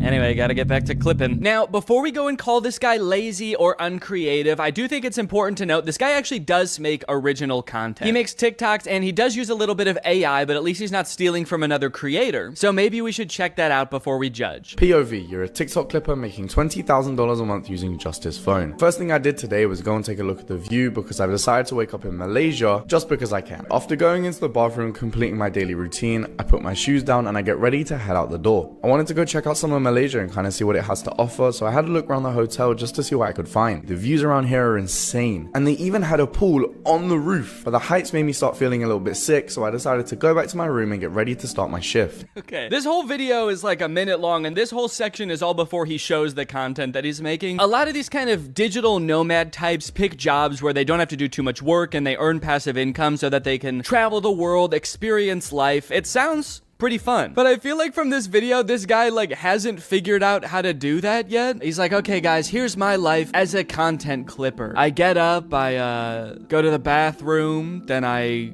put my shoes on the floor and I put my feet in the shoes. That's where the feet go. And now I really want to go check out the city, guys. So I go over to the window of my hotel room and I look at the city, and then I go upstairs and I look at the city from up there, but then I got too scared. So I went back downstairs and I looked at the city from my window again. Create a ChatGPT story. First prompt I put in is I tell it to generate me an Asian baby. After it does that, I ask it to make it eat rice. Wait. Then after 3 simple and easy clicks, I press generate video and the whole video is made for me with voice actors. Yours should look something like this. Show me an Asian baby. Make it eat rice. Mine should look like that? Should? So the clipper in these videos, Musa is his name, has made a bunch of posts arguing that everything he does is ethical because he participates in what is called ethical clipping. If any YouTubers would like to debate me on the topic of ethical clipping, DM me. I genuinely believe it is a win-win in every regard and completely ethical from all angles. In a perfect world, I understand why he's saying it's a win-win because he's making money and theoretically the creator that he's reposting is getting exposure. If he's taking the clips off YouTube and putting them on TikTok, then a new audience, the TikTok audience, is now being exposed to that creator. From personal experience, though, I don't really think that that's usually the case. I think usually if a clip of a creator goes viral on TikTok, the people that are liking and commenting on that video are the same audience as their YouTube audience. They're just seeing the content again. So while he thinks of himself as sort of advertising for that creator, it's more like he's selling counterfeit merch. The community notes on Twitter was quick to point out that this is intellectual property theft. And so this whole operation is not so much a career as it is a crime. From what I can tell, this doesn't really make a huge difference either way. I more so have a problem with how lazy a form of content creation this is. But I think the weirdest example of this has gotta be Jason Derulo. Yeah, like from the song. Jason Derulo. About a year ago, I learned from a Jax Films video that Jason Derulo is a rampant content thief. This is not a joke.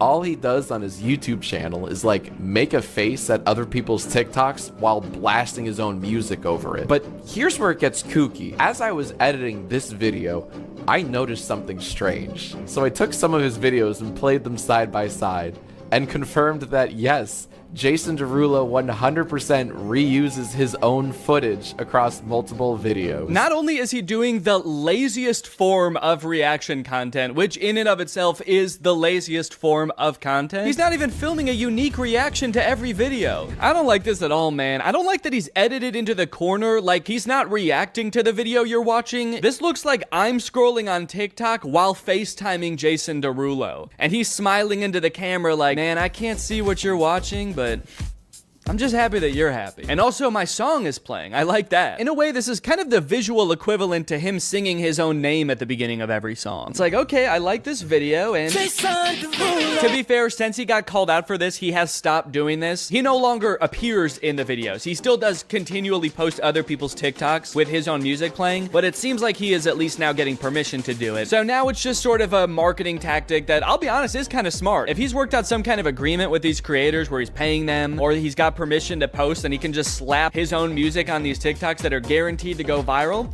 it's a decent marketing strategy. Then again, maybe an even better way to get people to listen to his music would be to make better music. Let's go. That's a zinger, baby. Add another zinger to the zinger counter. I still got it. I still got it. Danny still got it. Okay, the end. Okay, so sure, that's bad, copying from other content creators, but what if we don't copy from another human being? What if we copy from a computer? Well, that sounds to me like it would make some pretty good content. We should make kids watch it. Take it away, Danny.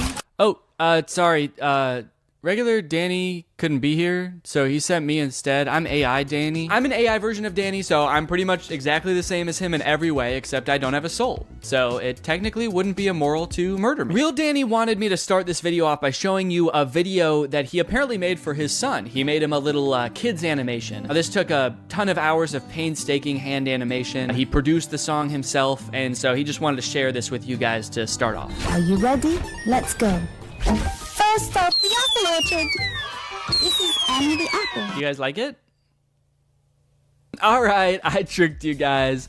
Regular Danny didn't really make that video. It was actually written and created totally by AI. Isn't that hard to believe? What you just watched was the end product of a tutorial that there's a bunch of on YouTube right now. Create faceless kids animation YouTube educational videos in minutes with Canva and AI. How I make faceless kids songs using AI in under 20 minutes. I love how all the titles emphasize faceless. For a kids animation song, that feels like it goes without saying. Like in this tutorial, she's making a song about animated dogs, little corgis up on the couch. Are there methods of doing this where I might accidentally show up in the video? 3 little dogs sitting on the couch. Here is the guy who made this video. Hello kids, I'm trapped in the computer. Please let me out, it hurts so bad.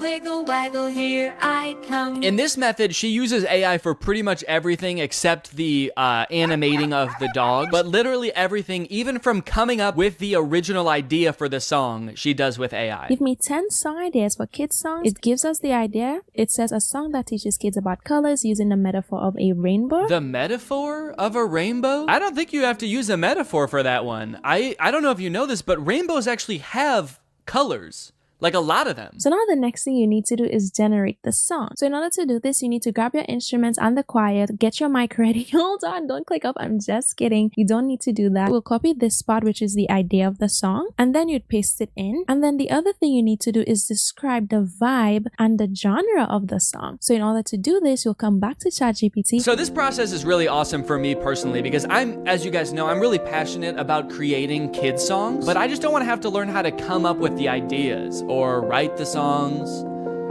or make them. Would you guys say this is a good career fit for me? Take a listen to the first one. There's one little puppy sitting on the couch. Wiggle, waggle, here I come. Okay, yeah, that sounds great. So she typed in something like a counting song about puppies sung by a ghost. Kids love that. Kids love ghost voices. Ooh, it has a little beat to it. Ooh, it's got a little beat to it. Just makes you want to dance. I were a kid and I heard this, I would so be dancing to it. Like, me too. The beat is so good. The voice is clear. If this is the one she's showing because the voice is so clear. The voice is clear. What are all the other ones that she skipped past showing us? What do those sound like? I could goof on these AI songs and how bad they are until the cows come home or until there's 5 dogs on the couch. But as I feel like we keep hearing time and time again, this technology is only getting better, and someday this AI might be able to generate a song that's totally indistinguishable from one made by a very stupid person. But even if you're like totally on the side that like AI art is just as much of art as human art and it doesn't totally destroy the point of art, we can still all agree it's not there yet, right? We can all agree that wasn't good music, right? Wiggle, waggle, wiggle, waggle. It sucks because like, what if someday it is really good at it? What am I gonna say? Like, no, don't use this shortcut to make a song in 20 minutes for $0 that a human probably would have had to spend like a day on and maybe work with a music producer, which is expensive. But what I will say is that not only are you probably doing a disservice to the poor kids who are left alone long enough to fall down this weird rabbit hole of content that you make, you're also doing yourself a disservice. If you're an entrepreneur and you're looking for ways to make money for little effort and you pick this, which is basically just clicking buttons on a computer, essentially just helping a computer do its job. Someday,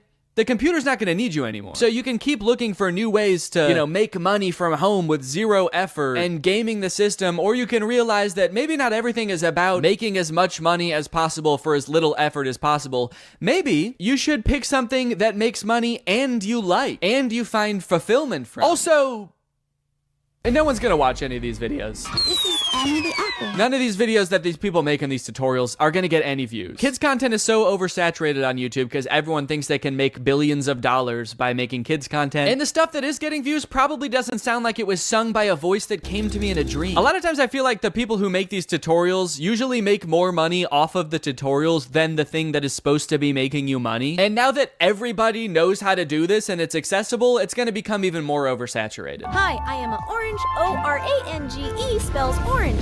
Hi, can you guess what fruit I am? Apple! Apple! How can we copyright the song we created? You didn't create... What? You'll notice in this video a lot of the lazy content that I'm talking about, in fact, pretty much all of it, is geared primarily towards kids. That's a bit of a disturbing trend I've noticed. Why is it that the laziest people try to make content for kids? Is it because they know kids are a little bit dumb and will watch anything and are easily tricked? Yeah, it probably is. I'm not gonna give you time to think about it. It is. It's just slop. It's so lazy. And I hope the people who are doing this realize that soon. Realize that people don't want to watch these videos because I can't imagine any of it is doing well. And I also hope that you realize that today's sponsor, Rocket Money, has helped save its customers up to $740 a year when they use all the features. With over $500 million in canceled subscriptions. Have you ever forgot that you were paying a subscription fee for a service that you don't use anymore? That's happened to me more times than I care to admit. I'm always signing up for subscription services for like new editing software or different tools and plugins.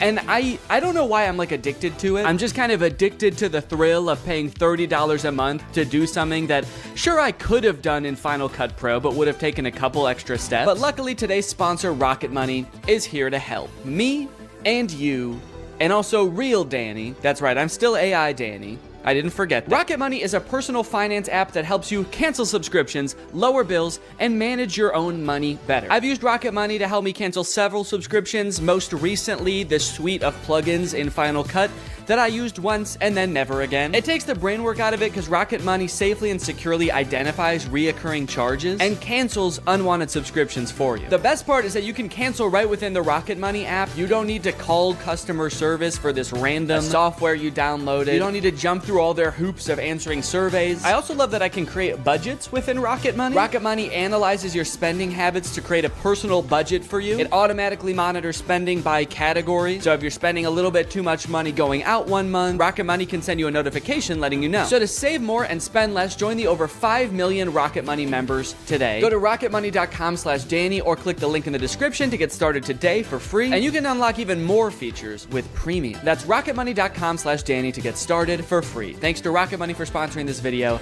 and thank you to you guys for checking out Rocket Money. One underrated part of becoming a content creator is developing your own unique style. The vast majority of creators when they start out are just kind of a worse amalgamation of all of their inspirations. For me, it was probably The Lonely Island and Jake and Amir with some Bo Burnham mixed in there. But over time, you start to make certain creative choices that distinguish you. Types of music that you choose for your video, the way you tell jokes, the name of your fan base, maybe even your thumbnails have a distinct look to them. I love it when creators take another step in developing their own personal style. A lot of people call it a brand. I think that sounds very corporate. To me, it feels a lot more personal than that. You're choosing what the best way to express yourself is. But unfortunately, this gives way to a completely different kind of copying on YouTube. Not copying content, but personality. What's up, goobers? The YouTubers stealing other YouTubers' personality situation is crazy. It's crazier than a gopher going up my butthole and coming out of my mouth. To start off this discussion and kind of illustrate what I'm talking about, I'm gonna give kind of a niche example, but this is a song called Deep Space Samurai.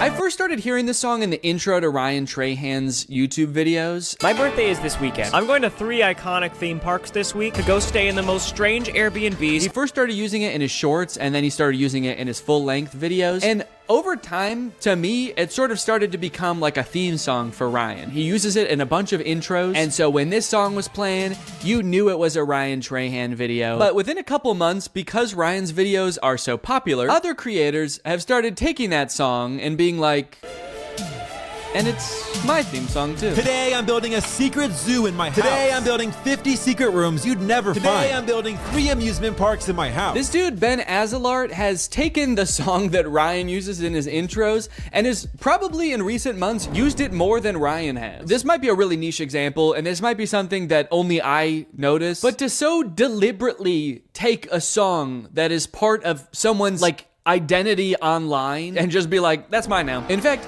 it's even more mine than it is yours, is crazy. There's other stylistic choices that Ryan in particular has pioneered that a bunch of people have started using, especially this one. The white screenshot of an app or a review with the rounded corners. A lot of times it's got a 1-star review on there. They've become a staple of Ryan's brand, and so of course, a bunch of people have started using that also, and oh, well, that one's my thumbnail. Okay, yeah, so I might have done that too a little bit. In my defense, the corners are not rounded, and also Ryan helped me come up with that thumbnail idea. This is kind of a weird line because this happens every time a YouTuber gets big and kind of takes the platform by storm and there's a lot of hype around them. I remember when Casey Neistat got big and suddenly every vlogger was putting these sort of lo-fi beats into their drone montages. And it's weird because at one point that was Casey's thing, and so to take that from him was specifically taking it from Casey. But at a certain point, it gets used so much that it just becomes part of the YouTube meta overall. There's so many people doing it now that by using it, you're not really taking one person's thing anymore. You're just kind of designing thumbnails the way people design thumbnails in the year 2024. Going back to Ben Azalart, the whole secret room thing is another one of those things that I don't know who thought of it first, but whoever did, you're a genius because that's all kids channels post anymore. I built a secret zoo in my house. I built 50 secret rooms you'll never find. I built a secret soccer field in my room. I built a secret tree house in my backyard. Who is this man hiding from? You're an adult, dude. You can just have a gaming room. Go ahead, dude. Treat yourself. You've earned it. I built a secret McDonald's in my room.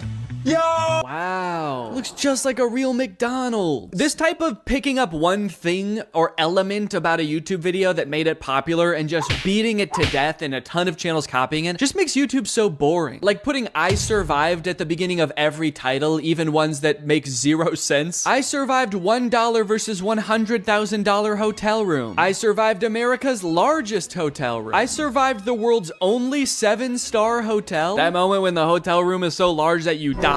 It's so big that you're dead now. When the hotel has 7 stars, the first 5 stars are to indicate how good it is. The last 2 are throwing stars. Run! This is the Mr. Beast font. It was popularized by Mr. Beast. I don't know if he was the first person to start using it, but it definitely got popular because of him. And now just like every kid's channel is like, we are Mr. Beast too. You guys, I get it. Mr. Beast gets a lot of views. He's probably very rich. But what exactly are you trying to accomplish by taking the man's font? Some of you guys have been doing YouTube for so long, there's no way you guys think the font is what made him popular. You guys don't think the font is what made him popular, right? The Stokes twins are the king of copying other people's content. Here they use the Mr. Beast font in this Eating 100 Years of McDonald's video, where they eat McDonald's food from 1950 and 2050. All right, I'll admit it, that was not the 100-year range I was expecting. You guys know what year it is, right? The Stokes twins have gained 90 million followers by basically copying everybody's ideas and trying to be Mr. Beast clones. Mr. Beast's channel banner says subscribe for a cookie, and the Stokes twins channel banner says subscribe equals cookie. Stokes twins, do you think that that is why Mr. Beast has as many subscribers as he does? Because he promised cookies? I think a lot of this comes down to blatant and shameless stealing. Some of it might come down to what Little Joel calls in a video algorithm folklore. What interests me is this one particular moment where Ludwig says this about uploading YouTube videos. One quick key, by the way, if you guys are ever uploading videos, they'll use whatever the video's file name is for the algorithm. I have heard this claim a million times. I heard it when I was just getting my YouTube channel started. And what's odd about it is that there's never been any evidence at all that this is the case. Because so many YouTubers see the algorithm as this like weird entity that works in mysterious ways, it does seem like it could be possible for creators to believe that the font you pick in the thumbnail really matters because the algorithm uses it to sort your videos. Or maybe putting "I survived" at the beginning of a title of a video of you having like the best day of your life helps trick the algorithm into thinking that you are Mr. Beast. And for people whose entire livelihoods is YouTube, and maybe they have a ton of employees and so every video has to be a banger, otherwise you have to let people go, maybe you're more likely to cling on to some old wives' tales of YouTube. Or maybe it's just blatant stealing. Maybe they just want to confuse viewers into thinking that they are the person they're stealing from, a la ratatouille. This type of thing always happens on YouTube and probably will always happen. And my biggest gripe with it is it just makes YouTube so boring, you know? Boring, unlike this next guy I want to talk about. Ladies and gentlemen, give it up for the king of stealing content on YouTube, Brent Joseph Rivera! Go straight to your room, young man!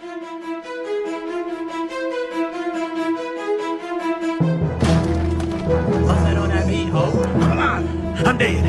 I'm watching TV. What's up, guys? I'm recording this part of the video from the secret gaming room I built in the White House. It's very possible you've seen videos about Brent Rivera stealing content before. He's been doing it for years, and I think he's the final boss of content theft for two reasons. Number one, the way he steals the vast majority of the time is just pure plagiarism. It's not like he's re-uploading other people's content. He's using other people's ideas, but pretending like they were his ideas. And two, longevity. Brent has been making content since Vine. I really feel like he should know how to come up with his own ideas by now. Like I said, we all start out taking inspiration from other people, but like, I think you've been doing it long enough where you don't have any more excuses, Brent. You gotta kind of learn how to make videos on your own. And it actually is strange because he copies from other creators a lot, but sometimes he does come up with his own videos and makes original thumbnails, and they do decently well. So why does Brent still resort to stealing so often? Does he just do it for fun at this point? Like for old time's sake? In a way, he's kind of like the Hamburglar of YouTube. He's like, I just am a thief. I don't know what you want me to do. It's part of my identity. I could choose not to dress like a burglar and wear a little burglar mask, but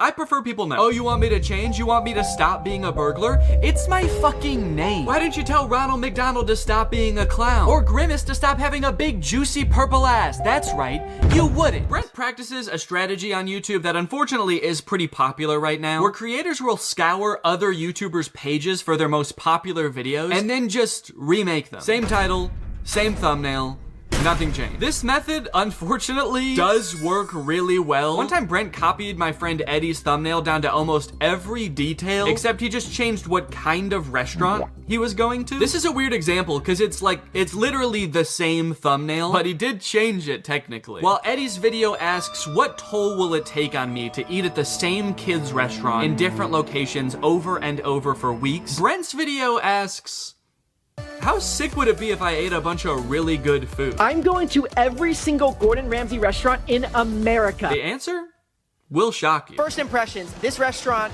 is sick. Wait, that didn't shock me.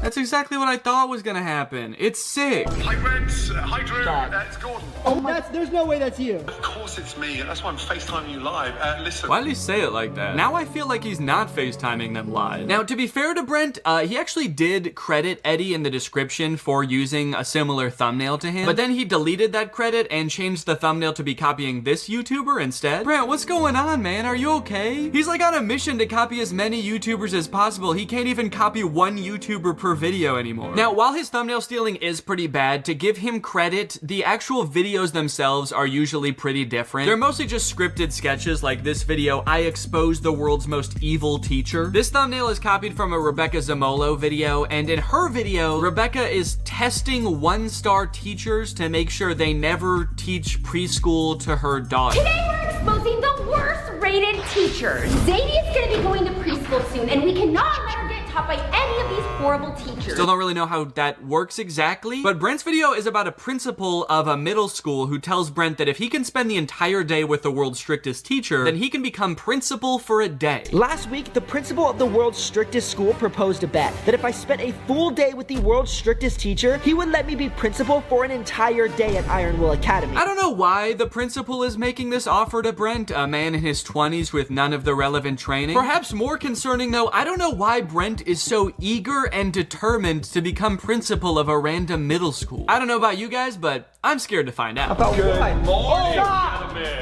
This is the last person I want to see on my weekend. The last person you want to see on your weekend is the principal of a middle school you don't go to? Guys, you're all adults. He has no power over you in this circumstance. Just tell him to fuck off. Do it. Tell the principal to fuck off. In this kid's video, tell him to fuck off. So they end up spending the day with this strict teacher, and sure, she's like mean to them, but honestly, I would be too. I wouldn't want these 3 strange boys becoming principal either. Ow! What? Oh my gosh! Why are you slapping me in the face with a hot dog? Because it's funny. What? Even the kids hate Brent and his friends in this video. They cheer when they get punished. One of the kids tries to beat the shit out of them. They're like, yeah, our teacher might have been bad, but at least she is a teacher. You guys are just 3 weirdos. I think we have to kill you. What do you do with Miss Harshman's water bottle? Oh, I filled it up with toilet water. Bro, that's actually a really funny idea. This water tastes like... I don't know what their goal was with that. They're supposed to get through the entire day without getting in trouble. And they're like, well, maybe if we try to poison the teacher, she'll be so dead that she can't snitch on us. It's the perfect crime. So strange plot and bad morals aside, it is just a scripted kids video. They're decently well produced for a YouTube video. I mean, Brent hired actors, rented a location for this. Outside of the content theft, Brent truly is working hard to make the world a different place. On TikTok, on the other hand, he actually does just steal videos completely, word for word, shot for shot, no credit given the vast majority of the time. But actually, the most confusing example I've seen of Brent stealing content, and the one that has stuck with me the most for whatever reason, is his music. Brent occasionally posts comedic music videos, and I guess I have the assumption that when a YouTuber starts releasing music, it's kind of like a passion project for them. You know, maybe your regular videos have become too much of a full-time job when they used to be a hobby, so you start exploring new creative outlets where you can let your real creative spirit shine. Not Brent.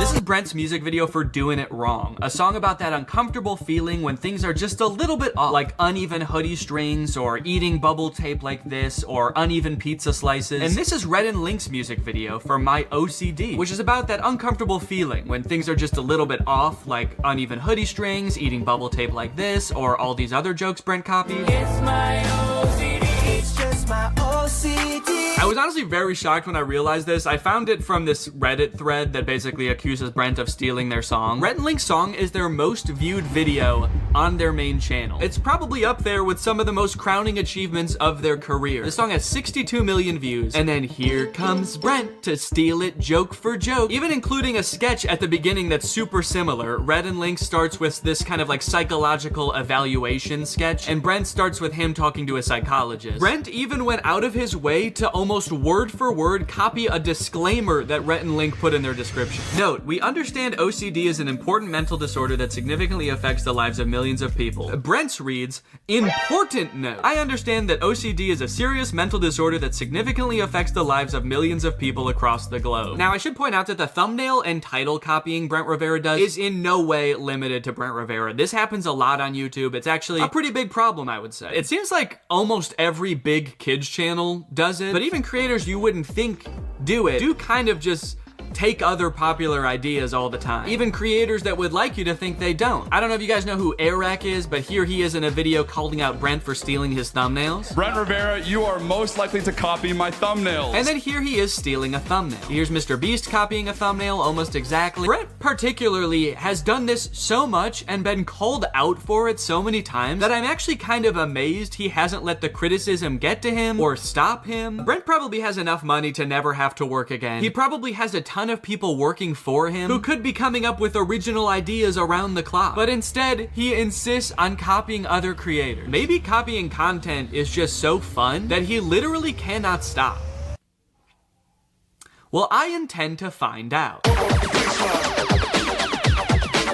On day one, I followed Brent on TikTok and YouTube, turned on his notifications, and as luck would have it, on the very first day, he posted a TikTok. Oh wow, this is a nice car. Thank you. G-Wagon, AMG. Here, hop in.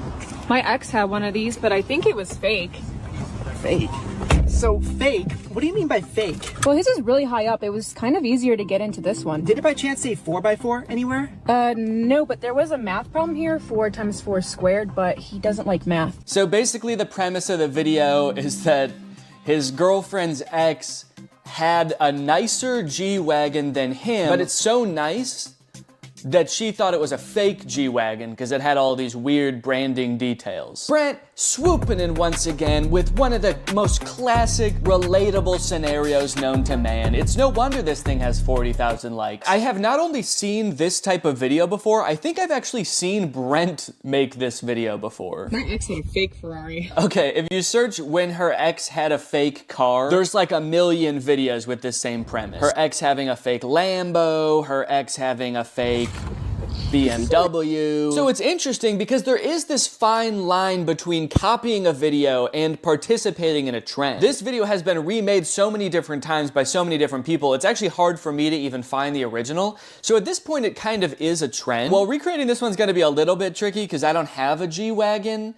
And also, I can't rent cars from Turo anymore because I got banned after my Cybertruck review. That's real. I'm not allowed to rent cars on Turo anymore because I think I made fun of the Cybertruck too bad. So I'm gonna have to come up with a bit of a workaround for this. So I recruited Eddie, who happened to be in town, to be the voice behind the camera, and away we went. You ready to film a TikTok, Eddie? I love it. I love making TikToks. I love posting to social media. I love making Instagram Reels. I wanted to be as true to Brent's original TikTok as possible, but due to circumstances, we did have to make some compromises. Like, Eddie couldn't really pretend to be my girlfriend, so he was just my friend, whose other friend has a nicer car, and instead of a G-Wagon, I used Laura's Audi. But overall, I think we pretty much crushed it. We even added in a sort of twist ending, and bada...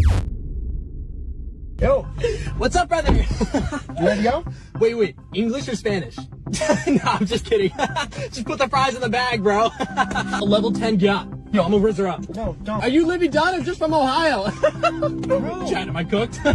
Never mind, sorry. What's up, brother? Oh, dude, look, a level 10 baddie. You think I have a chance? That's why I'm the Rizzler. That's why I'm wanted for murder. Skibbity toilet Riz, Grimace Shake.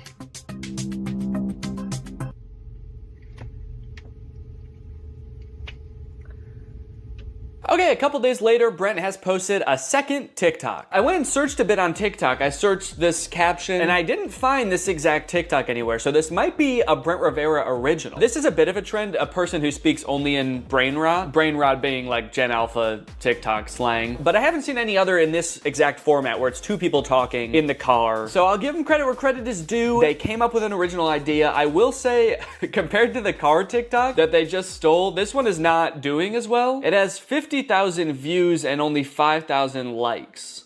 I was not thrilled to replicate this one. It was a little bit tough to get through. Not that the TikTok's like that bad. I actually thought that this dude Dom did a pretty good job. His delivery on some of the lines is pretty funny, like when he says, "Chat, am I cooked?" after trying to hit on a girl. Chat, am I cooked? I thought that was kind of funny. It didn't feel like a video I would make, so it just felt very unnatural to me. But anyway, let's go ahead and post it. So if Brent took inspiration from a different TikTok, it probably had like millions of likes. And then if Brent's ripoff of that...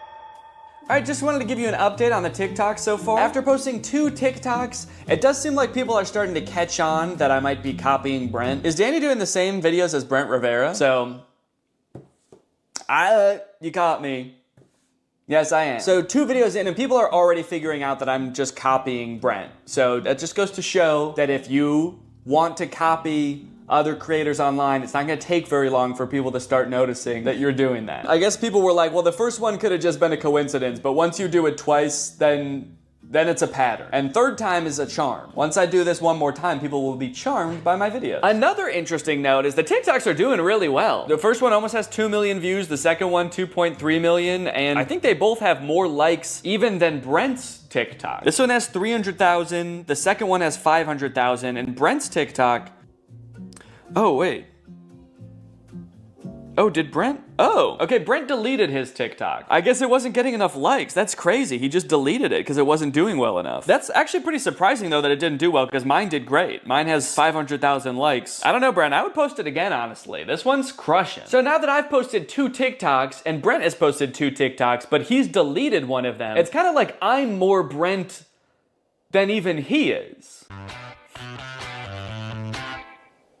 And would you say that's a good thing? You know, I never thought it could be so cool to be just like Brent. In a way, my new content strategy was even better than his. It seems like so much work to scour the web to find content to steal, but all I have to do is just steal everything Brent makes. It feels like I've got some kind of cheat code, like those websites that let you see senator stock trades. The work has already been done. All that's left to do is profit. As a content creator, I put so much pressure on myself to be coming up with video ideas all the time, so it's nice to just kick back, relax, and let Brent do all the work for a change. Maybe I could keep this up for even more than a week. Maybe I could do a month, even a year.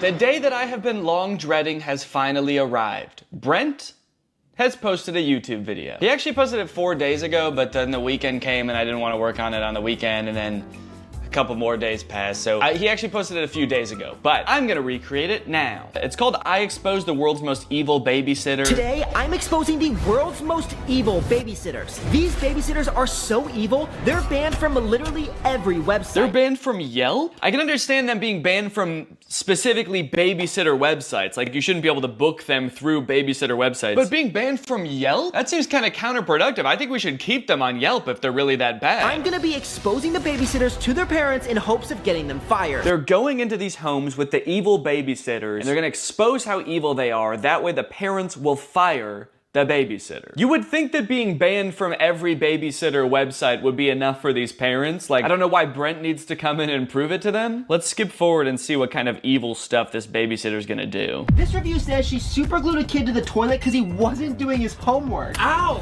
Well, that's a crappy situation. Oh, that's kind of a crappy situation. Child abuse. Yeah, that's not good. And things were bad right from the start. Can you believe these people? What am I getting honked at for? A-hole! I like that this evil babysitter is just an elderly woman that doesn't drive well. She's evil! You know, just watching her, she knows damn well how to drive. She's just doing this on purpose. And then a lot of the video seems like Brent and his friends pulling pranks on these babysitters. So they may be evil, but you know, Brent is kind of fighting fire with fire. 2 wrongs doesn't make a right, Brent. You all leave. Okay. Now, what is going on? You go stand in the corner. Why is my daughter in the corner? Okay, so they throw a fake party to get the babysitter mad at the kid so that the babysitter yells at the kid, and then they have the parents come back in after the party has left to be like, look, she's crazy. They had a party, a mariachi party. She's yelling at this girl for throwing a party. There's no party here. So it seems like in this one, they've basically framed the babysitter. So I'm gonna have to recreate this video, at least the title and thumbnail. But luckily when Brent copies a video on YouTube, he usually doesn't copy the actual video. He just copies the title and thumbnail. So I can kind of do the same thing. I can use the same title, same thumbnail, but then make the video itself kind of about whatever I want. So I thought about doing a commentary on the world's most evil real babysitters, but then I started to read up on it, and it was way too depressing for a comedy video. I don't know if you guys have ever heard of this crazy website called The News, but there's some crazy stuff on it. Anyway, I found this YouTube channel called Generation Hope that basically makes low-budget Darman style videos, and they had one about an evil babysitter, so I got to work filming a video about that. Then I took a picture of myself for the thumbnail and uploaded it to my site. That night I couldn't sleep. I couldn't help thinking about something I'd said earlier that day. 2 wrongs doesn't make a right, Brent. I thought by stealing content I could have some fun, grow my following, and most importantly, to be honest, kind of give Brent a taste of his own medicine a little bit, but is it worth it? That night, Brent posted 2 more TikToks that I was supposed to steal tomorrow. Both stolen from other creators, and sure, if I stole them, it could be really awesome, and I could get a ton of views. But the TikToks are so similar to the original that I wouldn't just be stealing from Brent. I'd be stealing from the person he's stealing from, too. Would I be giving Brent a taste of his own medicine? Or would I be giving the original creator a second taste of Brent's medicine? I've already gained 50,000 followers from the 2 TikToks I've posted. Stolen TikToks. What am I gonna do? What am I gonna do? Alright, I do have to recreate these 2 final TikToks in order to complete the challenge. But I need to do so in a way that doesn't affect the original creators. So, I'm gonna recreate the TikToks, I'm gonna edit them together, and then I'm just not gonna post them. There we go, perfect. Okay, so this video is called POV, your older sibling is being nice, and nice is in quotes, so it's a bunch of scenes where Brent is acting nice. He's giving his sister the last ice cream bar, he's giving her money, but he's doing it in a classic older sibling way, where he's basically being kind of mean about it. There's only one left. Here, have it. Really? Yeah, take it. Why? Take it! Hey, Lexi, got you a coffee. Wait, what? You got me coffee? Yeah. Wait, did you get me a straw? Oh, yeah, here. This one's yours. Wait, how much was it? No, keep it. Here. Lexi, keep it. Here. Keep it! So we're gonna film that here today. I got Jake here, he's gonna help me film it. Jake, say that you're gonna help me film it. I'm gonna help him film it. Okay. I just had to check to make sure. Oh, that's the last one. Here, you can have it. Really? Take it. Why? Take it! Wait, why? You got me coffee? Yeah. Did you get me a straw? Yeah, right here. Oh my god. Oh, this is your food. Oh, how much was it? Here. Oh, keep it. No, here. Keep it! Here. Keep it! Keep it! Ah!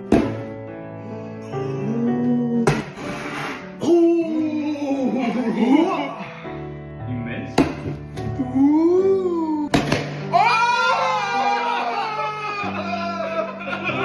Alright, that's it. A week's worth of Brent Rivera content in the bag. And you know what? I feel really good about posting those videos. I got to have my fun, I got to steal some content, make a couple videos that I knew full well if I ever did decide to post them would go so frickin' viral. In fact, I had so much fun that I'm gonna keep doing it. Forever. Every time Brent posts anything online from now until forever, I am going to recreate it, word for word, shot for shot, and then I'm just gonna hold on to it. So Brent, next time you steal some content, just remember, bro, I'm gonna be in my own house, by myself, stealing it too. So if you're ever feeling alone, just remember that. Brent, if you're watching this and you somehow made it this far into the video, I could understand seeing all these people criticize you and having the mentality that these people are just haters, these people are just jealous. But look, man, I don't hate you. I understand you're just making videos on the internet. It probably doesn't seem like the biggest deal in the world to copy other people. Do I think you're an irredeemable person or even like the most evil person on YouTube? No, of course not. Do I think that you frequently make shady decisions to further your career? Yeah. We're both successful creators and we've both been doing this for long enough that we should be driving forces of creativity on this platform, or at the very least not using other smaller creators as rungs on a ladder to advance your own career. Maybe you don't particularly care about getting respect from other creators and literally the only thing that you're prioritizing is your bottom line. Or maybe you feel like you're making a difference in the lives of the kids who watch your videos, and so in your mind that justifies being able to do whatever to get to that position. From watching your videos, I do get the sense that you have a good time making them. I feel like if I was you, my favorite part of the job would be like getting on camera with your friends and goofing around. You probably like the parts of your job where you're coming up with funny ideas of what to do in your sketches. And I honestly would have no problem with your content if you just focused on doing that. I can tell you from experience, and I know a lot of other YouTubers feel the same way, that the more you try to exploit the algorithm or trick the system into gaining followers, like this game of copying other popular ideas, the more soul-sucking and draining this job becomes. So if you're in it because you like goofing around or you like making an impact on kids' lives, focus on that. That's awesome. I saw that TikTok someone made about you recently that you responded to, saying that your job is like their nightmare job, making content that's relatable to middle schoolers or high schoolers. And you responded with a bunch of TikToks basically saying that, you know, you make an impact on a lot of kids' lives. It did seem like a little bit like you were using the sick kids in those videos to like kind of really drive that point home. It felt a little bit weird to me. But I do disagree with the original TikTok in that I don't think that making content for young people has to be inherently this, you know, shady pursuit. As long as it's actually for kids, which I also think that you've kind of missed the mark on sometimes, and you're not blatantly plagiarizing other people, I don't think there's any problem with that. And I would have so much respect for you if you just like owned that. Having the mentality that it's okay to steal content from other people because you're making such an impact on other people's lives feels to me more like you're patting yourself on the back rather than really trying to make an effort to be like a good creative force in these kids' lives. So look, dude, I think that there's room for you for an awesome path forward? Are you gonna be the guy who stole content from other people and tricked the algorithm and used other creators as pawns all the way to the top? Or are you gonna be the guy that pursued what he loves? Anyways, guys, that's pretty much it. Thank you for watching. After making this video and watching all of that stolen content, I feel like I wanna go like a whole week without watching any content. So thanks for watching. Bye-bye. What's up, Greg, and welcome back to the Romance Channel, where we cover the hottest romance movies known to man. When you think of the perfect love story, what comes to mind? Passion, lust, destiny, brothers, psychological intimidation, gazebos. All of those? Yeah, all of them? Good. Because today we're talking about The Kissing Booth. I've had this movie recommended to me for a while, and I recently sat down to watch it, and I gotta say, guys, I'm pretty confused. This movie has a completely normal premise, and there's actually nothing wrong with it. It's not weird at all. Guys, don't we all have a best friend? And don't you and your best friend have a written, strict set of rules that you guys follow to maintain your friendship? And isn't one of them, don't fuck my brother? Do not have sex with my brother! Of course, so see, I don't know what the problem is. Just don't end up grinding coochies with my brother, or I'll literally never talk to you again. Grinding coochies? What the? Ugh. All right, you know what? Just for that, that's it. I am making the video. The Kissing Booth is a bad movie. This movie starts off with way too much exposition. Instead of a normal movie where you sort of naturally learn about the characters as the story progresses, the movie decides to just dump the main character Elle's entire life story on you in like 3 minutes. Oh, hell yeah. Mom or motorcycle? I think we came out all right on that deal. Did we need to see the mom die? Did that have to happen? They barely reference it in the rest of the movie. Did they have to just rapid fire through that? I guess it gives you a reason in the movie, like right off the bat, to be rooting for Elle because you've seen her go through some hard times. I guess later on in the movie, if you ever start to feel like she's being an asshole, the movie can be like, hey, well, her mom died, all right? So take it easy with the judging, okay? Pretty much all you need to know from the intro of this movie is that Elle and Lee are best friends. You know because they pretty much have the same letters in their name. And Elle has a crush on Lee's older brother, Noah. Noah is established as being irrationally angry and violent in the intro as well, so what's not to love? And that's me today, savoring the last fleeting moment. Hey! Don't fuck my brother! So Elle is clearly infatuated with Noah right from the start. I think we can all see that. Lee can see that. So you might think, damn, they have just a few rules in their friendship and Elle is not able to follow them. What a jerk. And one, you haven't even seen the half of it, dude. If you think this is bad, what do you think the rest of this movie's about? And two, easy with the judging, dude, all right? Her mother passed away. I do find it interesting that the rule says, like, no dating either of our relatives. This rule was clearly made just to keep Elle away from Noah. Elle's only immediate family in this entire movie is her dad, who's like 50, and her brother, who was probably like 2 when they made these rules up. Her mother, I don't know if you know this, but she unfortunately did pass away, so she is not in the picture anymore. So did Lee propose this rule being like, hey, so, if you stay away from my brother, then I, a child, won't fuck your dad?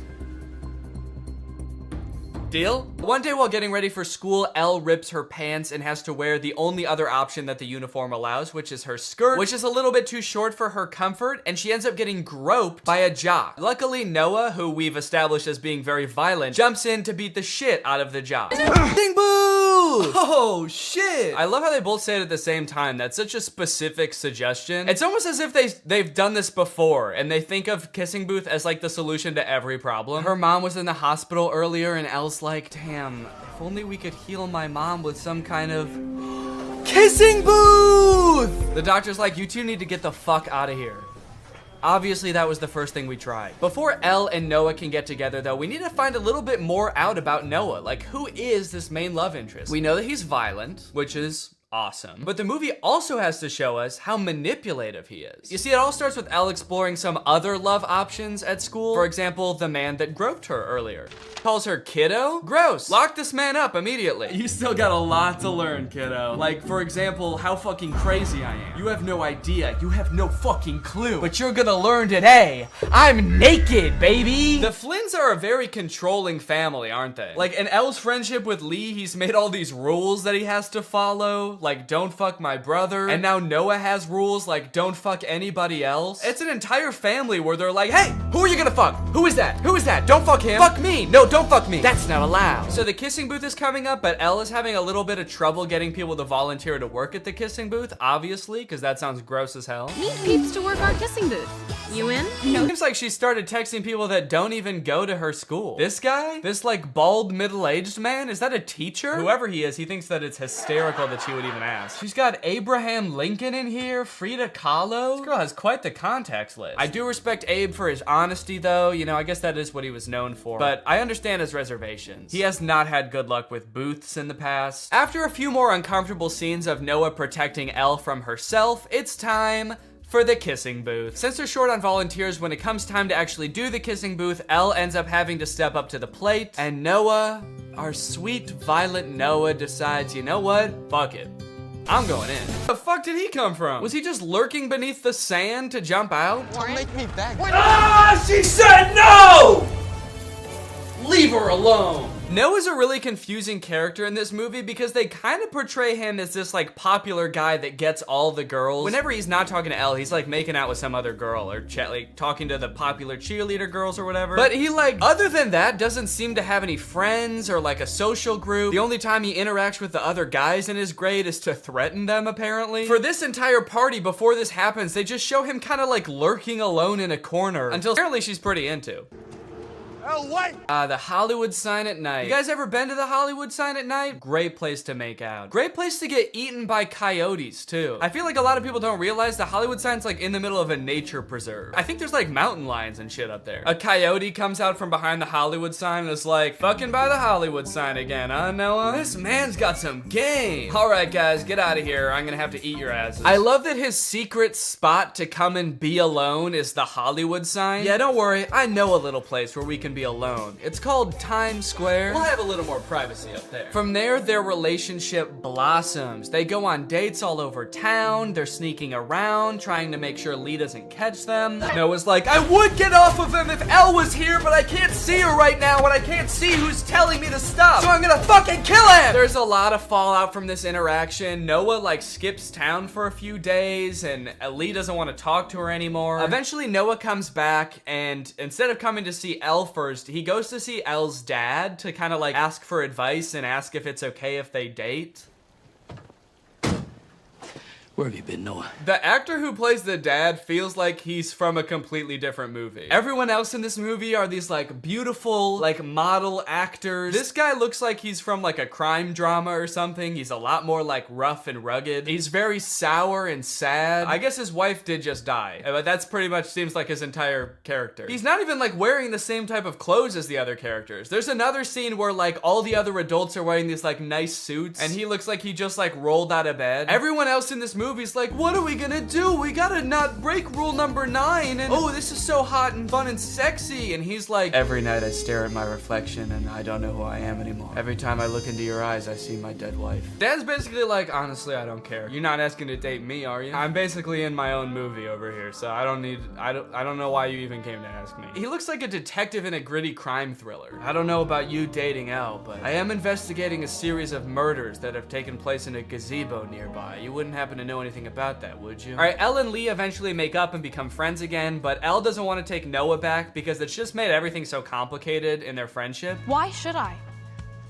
Because I love you. I love you, Elle. I mean, you're my little sis. How could I not? So Noah decides, okay, Elle doesn't want me anymore. I'm just gonna leave for college tonight. I'm gonna head there right now. But Elle decides she wants to make up with him. And at their big summer birthday bash, that's like a costume party, Lee finally comes around and decides, you know what? You can date him, fine. He's going away to college. You'll probably never see him again anyway. So sure, I'll allow it now. Oh my God. What did you do to Lee, you monster? Also, how long have they been in the car? I swear they've been in the car for like 5 minutes. How did she not notice? Was he just sitting there silently the whole time? And he's like 8 feet tall. How did she not notice? I'm just trying to picture this. So Elle gets in the car. Noah's already sitting there completely silent in a Batman costume. They pull out. He says nothing. He's just sitting there. Something doesn't add up. And by something, I mean the whole movie. Anyways, the movie ends with him going to college. Yeah, he doesn't stick around. He just goes to college, and that's how the movie ends. Doesn't that suck? They don't even get to go on like a real date as a real couple. He just goes to college, and then the movie ends. All right, well, that concludes our time together today. You guys, thank you for joining me. I hope you enjoyed this video, and if you're new here and you're not subscribed yet, make sure you subscribe and turn on my notifications to join Greg. Greg is what I call my subscribers on YouTube, so if you want to join Greg, just hit that subscribe button and hit that notification button, and then before you know it, your name will be legally changed to Greg. All right, I'll see you guys next time. Thank you. Bye-bye. What's up, Greg? I'm sure we've all seen the genre on YouTube by now of YouTubers flaunting their wealth. I feel like every couple weeks we get a new like FaZe Rug house tour, or like Jeffree Star gets a new Lamborghini and we all have to look at it. But unless you find yourself sitting on the couch with nothing to watch on YouTube at like 7 p.m. at night every night, you might not have fallen down the same rabbit hole I have, which is like insane opulence YouTube. Granted, FaZe Rug, he is rich. Jeffree Star is even richer, but these videos by this dude Producer Michael are like on a completely different level. Producer Michael is so rich that I think he would consider David Dobrik poor. Basically, he runs a YouTube channel where he goes around and sort of explores the finer things in life. He goes to jewelry stores to look at like really expensive watches. He goes to like $100 million houses to do tours. And I think my favorite thing about Producer Michael is that while you might think that like just by being this rich, you would be qualified to talk about like really expensive watches, like, oh, he must know all about this kind of stuff.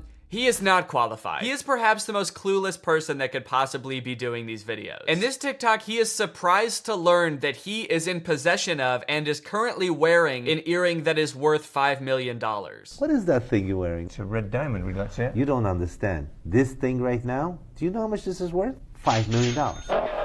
Michael is the quintessential clueless rich person. He does not have a single clue what is going on. He is like unbelievably wealthy. The things that he shows off in his videos are so unnecessarily like ostentatious. And I think that's really clear in this video, $2 million diamond covered shoes. So we're back with Jason of Beverly Hills. This time we're in his VIP suite. So right off the bat, this is like a scenario that nobody's ever been in ever. So it's like the least relatable thing in the world. But I guess that's sort of the appeal of videos like this, is I guess you really get to see how like the most insanely wealthy people in the world live. I didn't even know that jewelry rooms had VIP sections. I don't think they're real gold. There's a lot of them, or it might just be a reflection, but it's really cool, isn't it? I love that. Yeah, it might just be a reflection, but I'm not sure. One thing you gotta know about Michael is that he's never gonna find out. He'll say in his videos a million times, it might be this way, and I don't know. And I can guarantee you right now, he's not gonna find out for you. He's just gonna kind of casually speculate on it, and then he's gonna move on. Would you like something to drink? Oh, yes, please. Sparkling water. Adam will have the same. I'm choosing it for him. Although, I do see beer taps back there. No beer, Adam. So stern with the no beer Adam. Like, I'm wondering, did something happen before? No beer, Adam. I feel like Adam has definitely had some sort of workplace incident involving beer. Wow, this is lovely. Oh, I already see lots of sparkly things. Wow. What have you got your eyes on? Really great commentary so far. They just sort of walk in and silently stare at the diamonds for a few minutes. What are you looking at over there? Rings? Cool. I'm looking at bracelets. Nice. But eventually they make their way over to a pair of $2 million diamond covered shoes. Michael Blakey shoes. I could wear these, right? I know. These are all diamonds. How do you know? When I'm telling you this man has absolutely no expertise, this is what I mean. Oh, these shoes are covered in diamonds. How do you know? How can you tell that? How do you know these are diamonds? It's like, I don't know, because I looked at them. But some of them could be glass, right? Not too much else interesting happens in this video. The owner of the jewelry store shows up. He sort of enters like Darth Vader.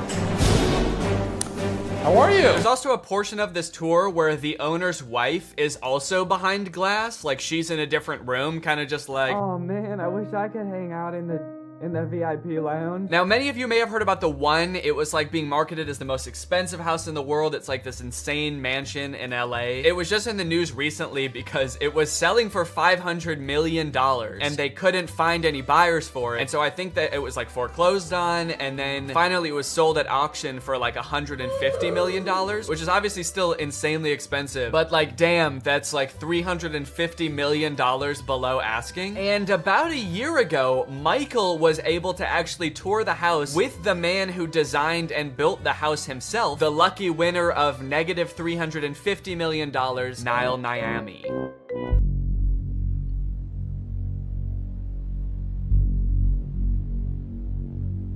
They make it seem like this house is gonna be the coolest thing you've ever seen. Like we're about to see some really sick, like bat cave type mansion. But I gotta be honest, this house is so boring. Basically, if you can picture every modern mansion in LA, like the white tile on the floor and everything looks like angular, this is a Minecraft house. It's just a really big version of it.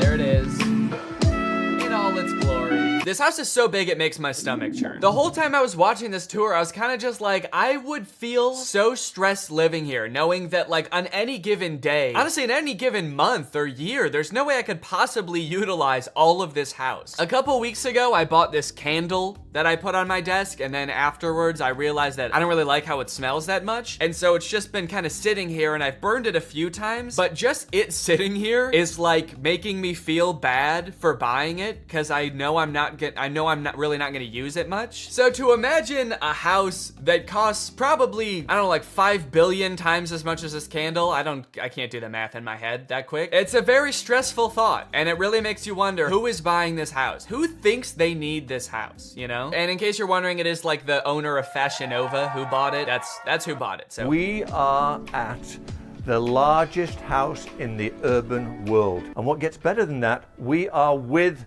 the one and only Niall, who is the visionary behind this. He built this. Yep, what makes the tour even better is that we are getting a glimpse into the man, the absolute psychopath that made this house, Niall. This dude is an enigma. Him and Michael together are just like the two most eccentric rich people I've ever seen. The way they interact is wild, and after watching like 2 minutes of Niall, you'll be like, yeah, it makes sense that this is the guy that built this house. Whoa!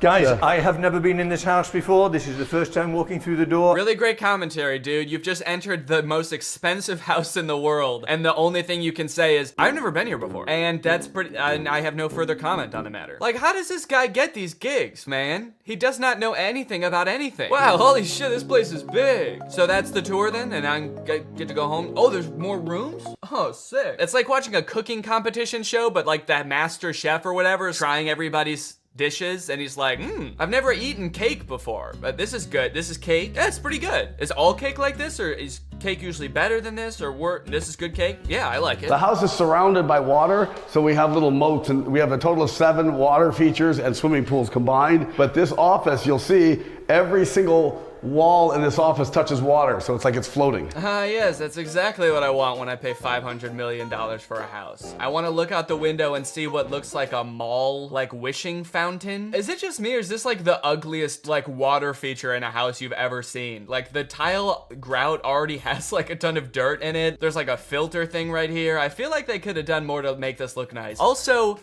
what the fuck, dude? Nobody needs a moat in their house. So the next room we're gonna go to is the formal living room, and the formal living room, I designed it like the Plaza Hotel in New York, where you could have multiple meetings at the same time. It was very important for me that the house feels comfortable and warm. He just said, I wanted this house to feel warm and comfortable. This is the least warm and comfortable house I've ever seen. His feet are literally like squeaking on the floors of the hall as he walks through, and he's still like, yeah, this place is nice and warm and comfortable, huh? Nice and homey feeling in here. I don't at all feel like I'm walking through a mall right now. Every piece of furniture in this house is like so sharp it looks like it would cut you, and he's like, yeah, it's really like inviting and friendly, right? Check this out.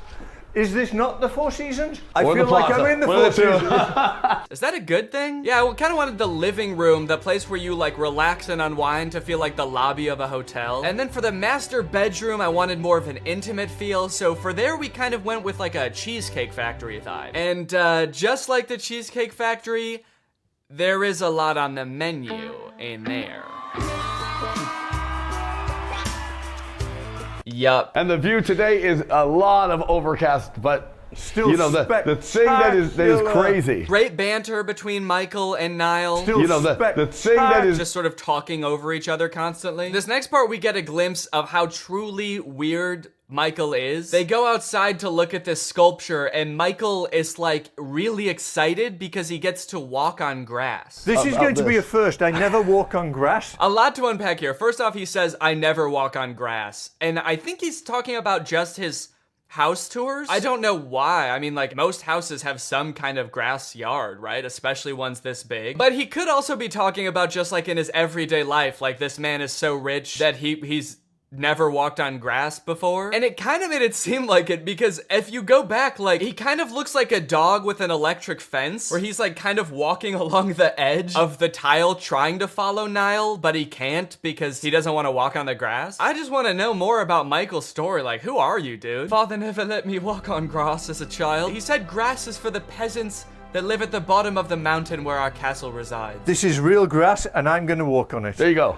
How about that? Look, I'm on the grass, guys. And you know what? I'm happy for Michael. He is like absolutely ecstatic to be stepping on grass. This is the best day of his life. He's really showing his dad today, hey dad, you don't have to be poor to step on grass. Now, you might not think that Niall is that weird. I know I said that he's like a really eccentric guy, and you might be wondering what I mean by that. While Niall is showing off this sculpture, listen to the tangent he goes on about his ex-wife. It's turned into something so much more, because my ex-wife, I'm just getting divorced, unfortunately. It was a whirlwind relationship. I met her during COVID, and it didn't work out. Okay, we don't need to know all this. This is not about the sculpture. Just keep going. You don't need to give us the whole story of your ex-wife when you just mentioned her once. But maybe it will still at the end. I don't know. But this is a charity that we have called Wings of Angels, and this is going to help children in third world countries through the arts. I don't know any of what he's talking about. He went into this weird tangent about his ex-wife and how he hopes it'll still work out. It seemed like he got choked up, and then he was like, but this sculpture is going to help third world country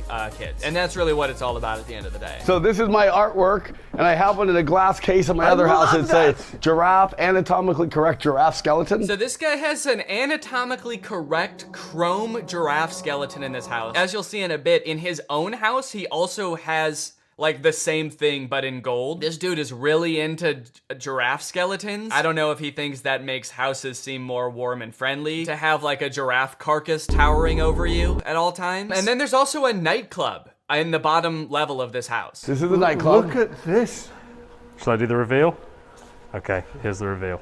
It almost feels like he like wanted the house to be a certain amount of square footage, but then like ran out of ideas of how to fill the space. So he got like 50,000 square feet done. And then for the other 50,000, he was like, I start putting like businesses in here. I don't know. Nightclub, sure. If you go another level down, it's like an Amazon fulfillment center. Well, Paul McLean was the architect, but everything in this house was generally all of my ideas. We know.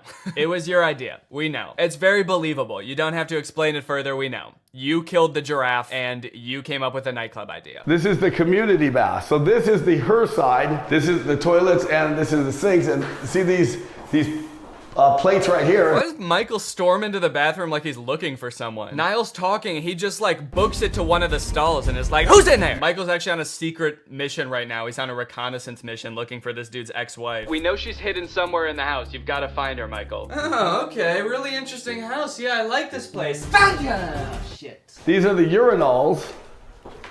And I'm gonna have cameras here looking at the guys. You're gonna have cameras? Cameras looking at the guys putting the image in the girls' bathroom. Out of the box thinking. Out of the box thinking. You see, most people wouldn't think to do that because it's illegal. But I'm thinking outside the box of what is like morally acceptable. It's a normal thing like a guy would do. Now I'm thinking like the girl, getting them back for a minute. He's like, you know how that's a thing that guys are always doing? A thing that all guys are doing? And it's like, no, not really. I don't think all guys are doing that in nightclubs. And he's like, yeah, you know how I'm always doing that? You know how I'm always putting cameras in the girls' bathroom? Well, now I'm gonna do the opposite. I'll show you the theater. Where is the theater? Wait.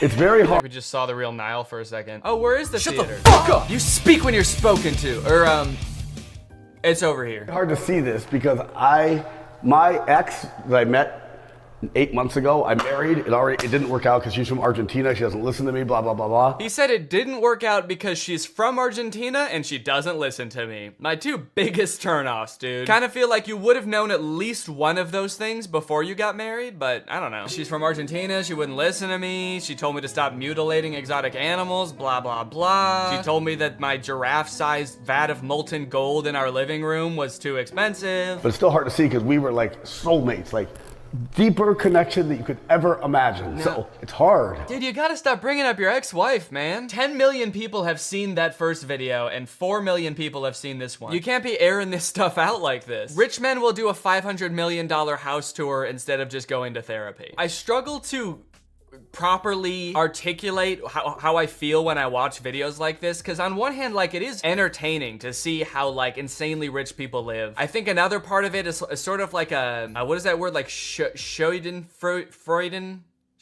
What is it called when you're, like, watching somebody do something embarrassing and it's, like, makes you feel funny? Schadenfreude? I think that's it. It's kind of like secondhand embarrassment where I'm like, I like look at Michael and just like all of the expensive stuff he owns in his clothes, and I'm like, don't ever let me be that person. I make more money than I ever thought I would from YouTube. I have a really great career. It is a fear of mine that I will someday become out of touch and start acting like this. So if you ever see me start acting like Michael, please do not let me. Okay, so now that was the house that Niall built. Now this is Niall's personal house. Maybe you're curious to see how this dude actually lives, given everything we know about him so far. So this is your house? It is, yeah. This is absolutely gorgeous. So, oh, that's cool. Yeah, check it. Can we show that? It's a hologram. I need this. Where do you get these? I'm selling all the art, so if you want, I'll have this. So one of the weird things about this house tour is that Niall keeps saying that every piece of art in this house is for sale, which is definitely not a good sign. Like every time Michael is like, wow, this is a cool piece, he's like, yeah, how much will you pay for it? Because this one's actually going, it's a great deal. It's going for $350 million.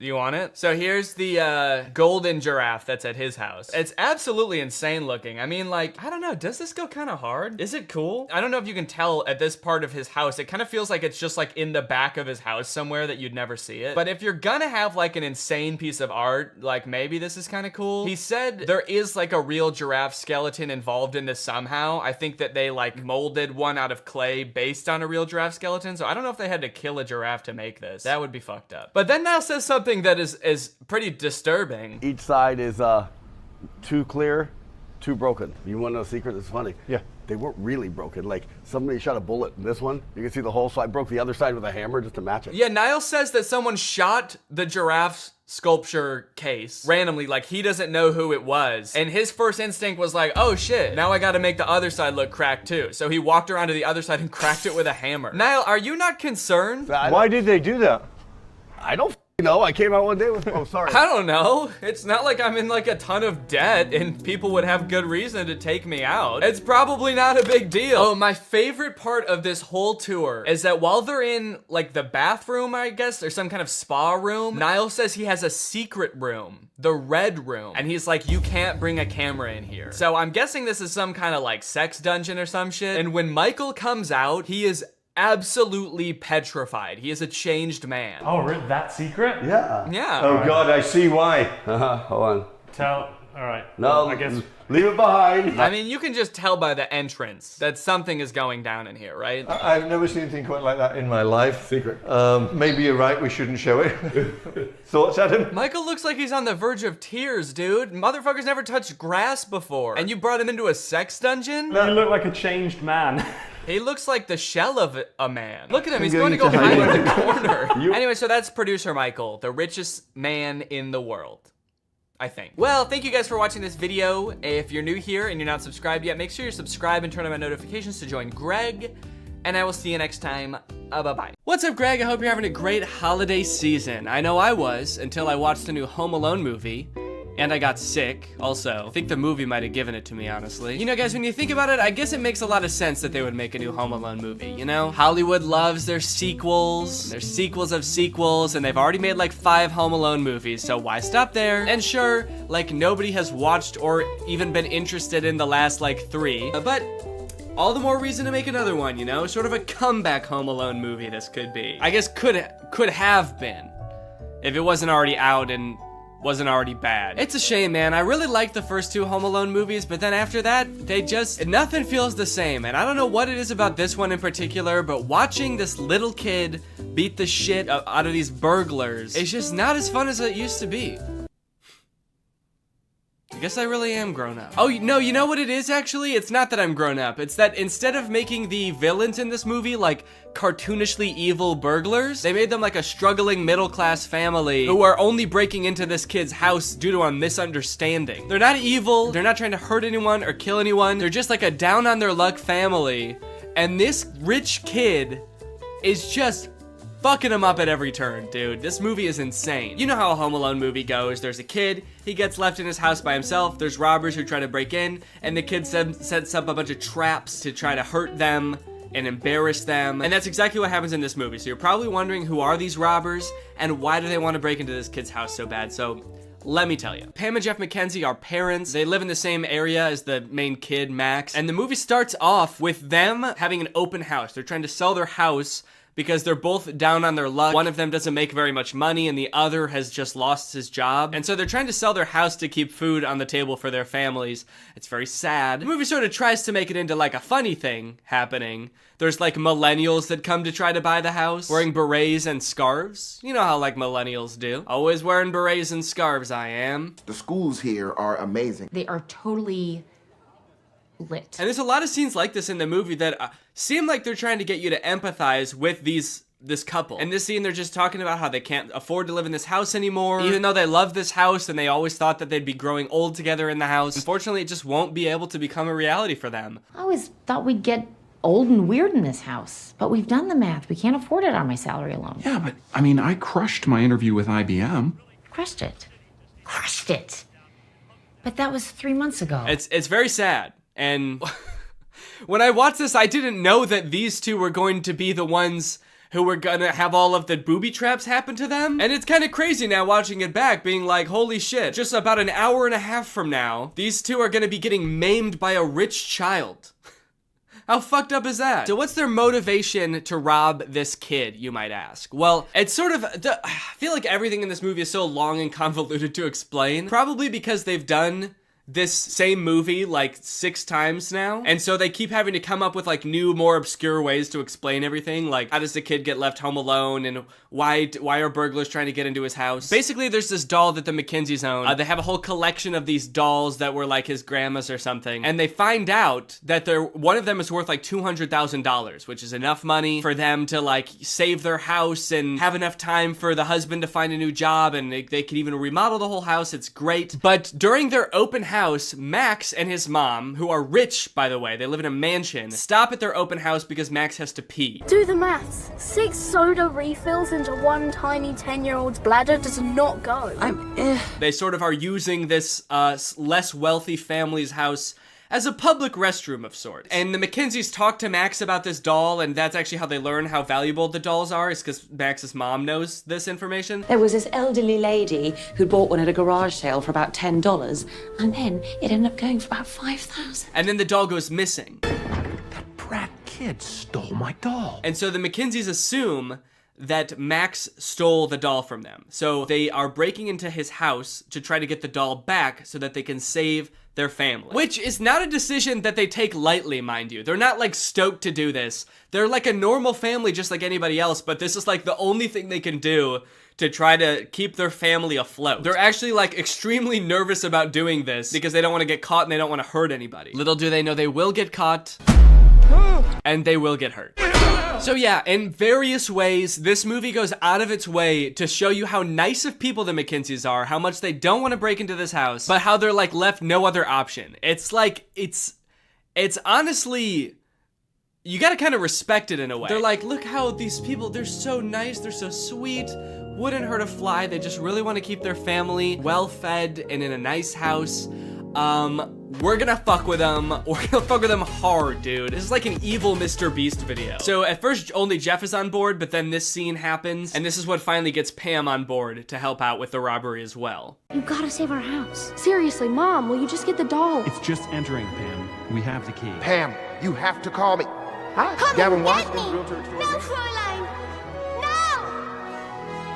I will, you ugly little boy. Weirdly inspirational music as this woman is having a full meltdown. She's like hallucinating. This is the moment she's realizing she has to do something that is like deeply against her morals just to put food on the table for her family. And the music is just kind of this like inspirational Christmas song. Does not seem like the right tone, but okay. So now you may be wondering, since I brought it up, how does Max...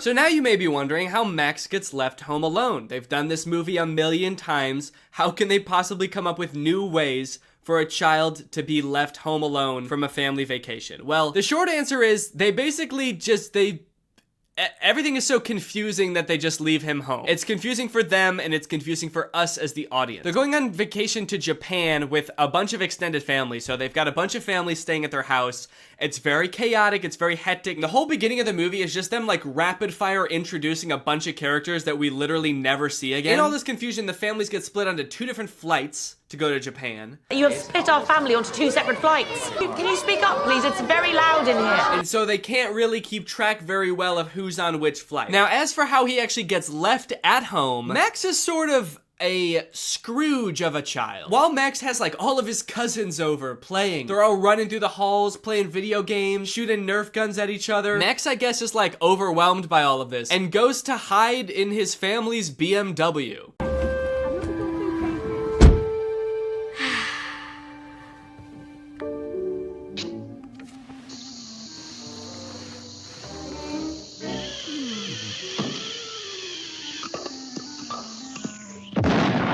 There's like a random car commercial at the beginning of the movie. He leaves the ruckus of his house on the holidays to go sit in the garage in his family's BMW and watch cartoons. Mom? Dad? Seems like a weird way to advertise BMWs, honestly. I'm not sure about that product placement. BMW. For rich recluses who hate their families. Get left home alone while your family goes to Japan because you were watching Looney Tunes in your car. BMW. This kid is a weird one, man. He's like 80 years old or something. He lives in a huge ass house. He's got a bunch of cousins. He's got a million toys, probably. Seems pretty fun to me. But instead he's like, get all this fun out of my house! I hate Christmas. I'm gonna go hide in my luxury car and pass out for 12 hours. There are a lot of choices in this movie that make very little sense, and I'm still trying to figure out why they would do these things. This movie looks like weirdly cheap while also having a ton of big celebrities in it. People even I was surprised to see, even after watching a trailer, like Kenan Thompson, Pete Holmes, Ellie Kemper. They have like a ton of big names in this movie, and some of them with like really weirdly small, insignificant parts. Chris Parnell, for example, plays Uncle Stu in this movie, who we see once at the beginning, and then for the rest of the movie, he's shitting. Did Carol leave? Travel safe. What's going on? He's shitting even before we see him too. I told you to use the restroom in the coffee shop, darling. After Uncle Stu had been in there? Really? Did you see how many deviled eggs he had for lunch? And then for the rest of the movie, we only hear him through the door of the bathroom. Did somebody call the house? No, because we don't have a landline, Stu. Because he gets to Tokyo and then I guess had more bad food and is still shitting. Actually, that might be one of the funniest parts of the movie, honestly. The fact that this uncle is just pooping his brains out the entire time. That is pretty funny.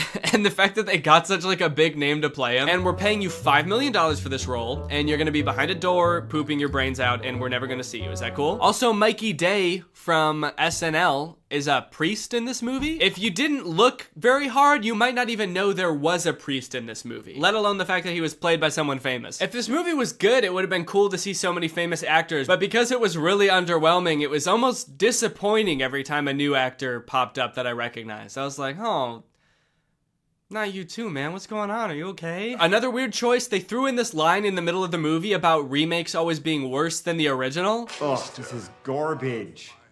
I don't know why they're always trying to remake the classics. Never as good as the originals. Like, yeah. Fuck you. It was like the studio being like, we know this isn't as good as the first one, but you're still gonna eat this shit up, aren't you, little piggy? Little piggy likes his Home Alone movies, doesn't he? And I did eat this shit up, alright? So I can't talk. I watched it still. I feel like with a kids movie like this, you always have to appeal to the kids, but then also throw in some good stuff for the adults in there too and make it fulfilling for them to watch. That way they'll want to, throw it on with the kids every year, right? And this movie works well enough for kids, I think. I think kids just like to watch Max make the booby traps and think, I could do that if I was home alone and there are people trying to rob me. I could defend myself against 2 adults who are trying to kidnap me. It's fun to imagine yourself as a smart little 6-year-old, even if you are a dumb little 6-year-old. But this movie, while being fun for kids, I would say is deeply saddening for adults. The second half of this movie is just watching a struggling family getting their shit rocked by a rich asshole kid. Bombs away!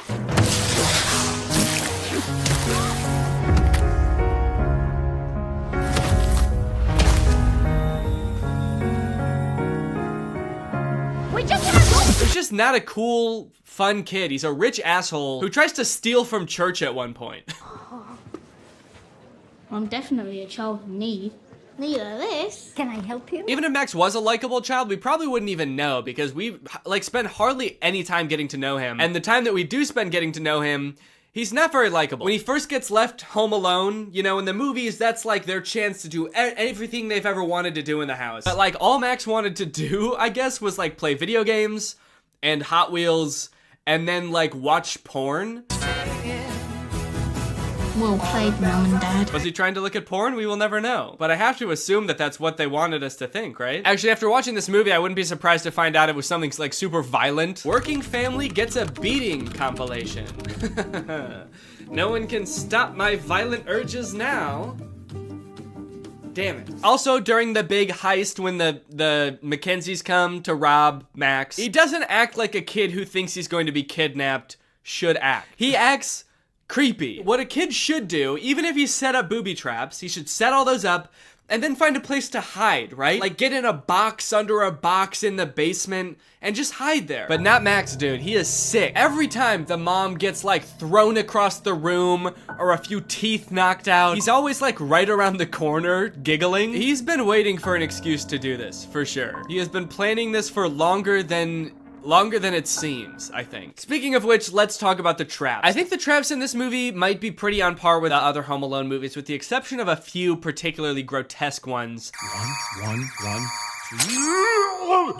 And also I think the makeup artist for this movie thought they were doing makeup for a horror movie. At one point, Jeff gets shot in the head with a pool ball because Max has sort of like a gun that shoots out pool balls, which I do think would kill someone. But Jeff is just kind of walking around the rest of the scene with like a giant ass bump on his head. It is horrific. Why is he doing this to us, Pam? At one point, Pam, sweet Pam, is lit on fire. Okay. This poor mother is set ablaze. She runs to the hose to try to put out the fire and it sprays her. And then for the rest of the movie, she looks insane, dude. At one point, it shows her feet as she's stepping on Legos, her bare feet. And her feet are burnt to a crisp. And the whole time I'm trying to think, what were the writers thinking during this part? You know what, man? This is gonna be even funnier because they probably don't have health insurance. So this is probably gonna be even worse for them financially than it is physically. This couple have had the worst week of their life, man. And then they just get beaten up. There's a point where after the mom gets lit on fire, she just lays down in the snow and cries.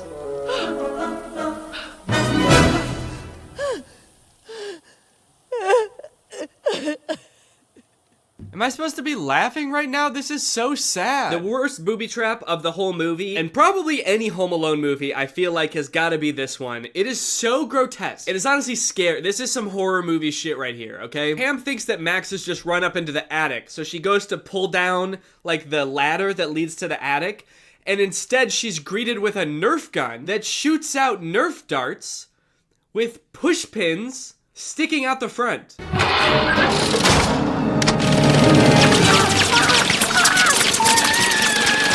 And for the rest of the entire booby trap montage, she just has these pushpin Nerf darts sticking out of her face and hands and everywhere. It is so scary. It is nasty. This movie is foul. And I gotta be honest, the whole time, I was not rooting for the kid at all. I was rooting for the couple. I'm not sure if that's how it was supposed to be, but it was not very satisfying, I will say, if it was. Maybe this was the Home Alone movie where they tried to flip it all on their head and be like, let's root for the robbers this time. But we still watched them get their asses handed to them, so I would say that it was not very fun. I especially wasn't rooting for Max the first time I watched this because we're all led to believe that he did steal their doll, their $200,000 doll. It turns out at the end of the movie that he actually didn't steal their doll, and it was all a big misunderstanding. I guess the whole thing could have been avoided if they had just kind of talked it out. But Jeff's nephew had stolen it, I guess. Kind of a weird thing to reveal at the end because it really makes you hate Max, because you're like, this kid stole from church. He also stole this extremely valuable doll from this struggling family. What the hell?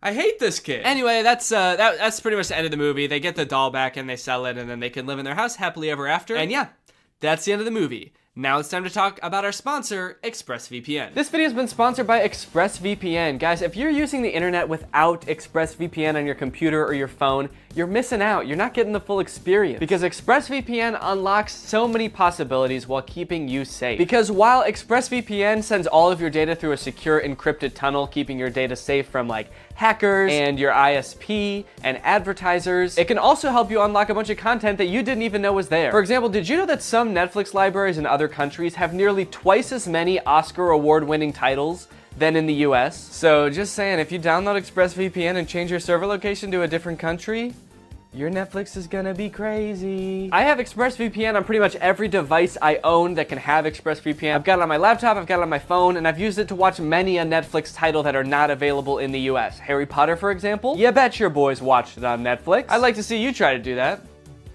No, really, I would like to see you try to do. I would like to see you go to expressvpn.com/Danny Gonzalez and try to do that right now. Go ahead. Like I said, ExpressVPN also protects you from your internet service provider snooping on you and basically getting to log all your data. But when you encrypt your data and reroute it through ExpressVPN servers, that makes it so they can't do that. Think about it like this. Would you rather trust ExpressVPN, a company who is explicitly trying to protect you, or would you rather just send it through the pipes? Send it through the pipes of the internet service provider that you had no choice but to sign up with because they were the only one in your neighborhood and so you just had to sign up with them? Who knows what they could be doing? You don't. They're legally allowed to sell your data to other people, so they could be doing anything with that stuff. So if you want to check out ExpressVPN and support my channel, then head on over to expressvpn.com/Danny Gonzalez to find out how you can get 3 months for free. That's expressvpn.com/Danny Gonzalez. The link will be in the description. Go ahead and click that to find out how you can get 3 months for free. Thank you to ExpressVPN for sponsoring this video, and thank you to you guys for checking out ExpressVPN. All right, thank you guys for watching this video. Sorry if it was a little short.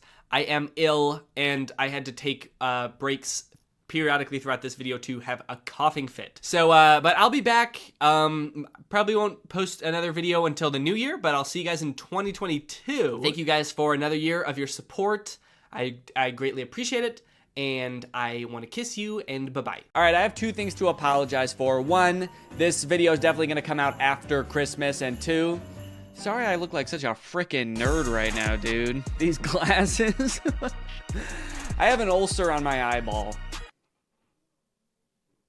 Merry Christmas to me. Don't worry, it's not a big deal. It's gonna get better in a few days. I just have to put these drops in my eyes like every 20, 30 seconds. I know this is gonna come out after Christmas because I'm recording this the day after Christmas. But to be fair, like, are modern Christmas movies even really about Christmas anymore? Old Christmas movies used to be like, you know, sweetie, this family is the best Christmas gift a guy could ever ask for. Why, I'm starting to think I won't kill myself after all. Whereas now, Christmas movies just feel like a hodgepodge of cliches that are vaguely related to Christmas. Every Christmas movie now is like, Christmas with the stinks. What happens when Santa gets lost in a small town just 1 week before Christmas? He's gonna have to spend it with the stinks. Hey, come on in, we're the stinks. We like to poop and shit. Also, Santa is a secret agent. And he's got a gun. I have a gun. Starring Dwayne "The Rock" Johnson as every role and filmed entirely in front of a green screen. I have a gun. Netflix presents Christmas with the Farts. Only on Hulu, July 7th.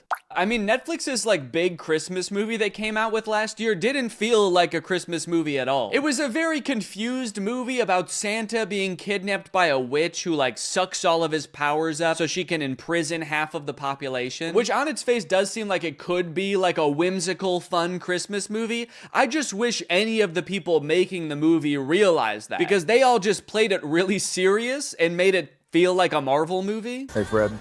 Got a 5'11" male grown-up hovering by the scented candles. Keep an eye out. Yeah, we got a guy maybe stealing 1 candle. Can we get somebody to take him in the back and kick his ribs in? Also, Santa appears to have some kind of deal with the US military. They like escort him around with fighter jets. What does the US military get from this deal? Santa, are you making them bombs? I also feel like this movie does this thing that a lot of Christmas movies do now, where because Santa's whole operation is basically impossible, not, you know, I still believe in Santa. They try to come up with lore that explains it and makes it seem more believable. So like in this movie, instead of Santa's village just being like a dozen elves helping him, it's like an entire city. It's a metropolis. Yeah. Now that actually makes it make less sense. It actually made more sense when it was just magic. Thank you though. Anyway, I don't really want to spend too long talking about that movie because it's pretty boring. And I also want to talk about the movies that I actually want to talk about. Dear Santa and A Very Jonas Christmas. Dear Santa also came out last year, and the premise, if you can believe it, is that a little boy writes a letter to Santa, but he is dyslexic, so he accidentally addresses it to Satan. And then Satan shows up. And it turns out he's the guy from the Minecraft movie. Yeah, very different kind of idea for a Christmas movie, but in their defense, at least they made him terrifying.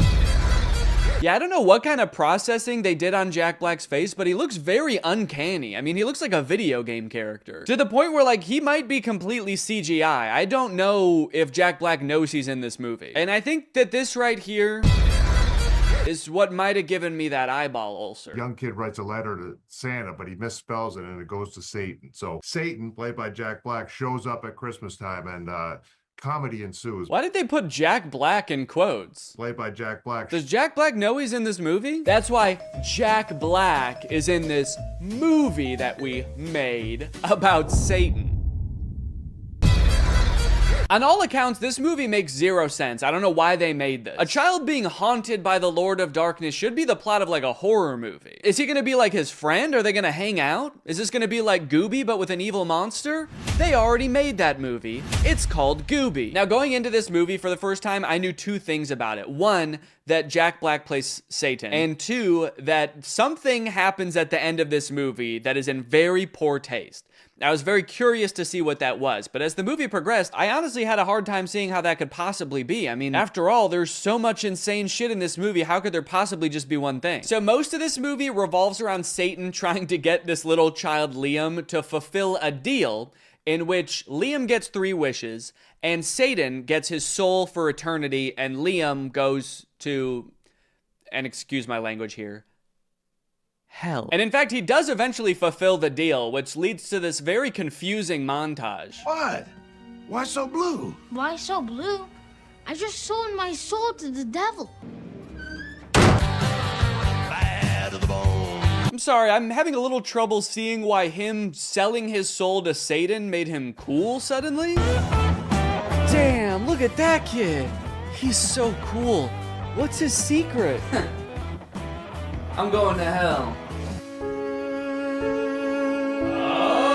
I'm going to hell. So, like, does that lead to the poor taste ending? Is it Liam's parents' marriage falling apart? Is it Liam trying to use Satan to get his crush to fall in love with him? Is it this kid's teeth? Is it him wishing Satan would resurrect his brother from the dead and it happening? Oh, yep, that's it.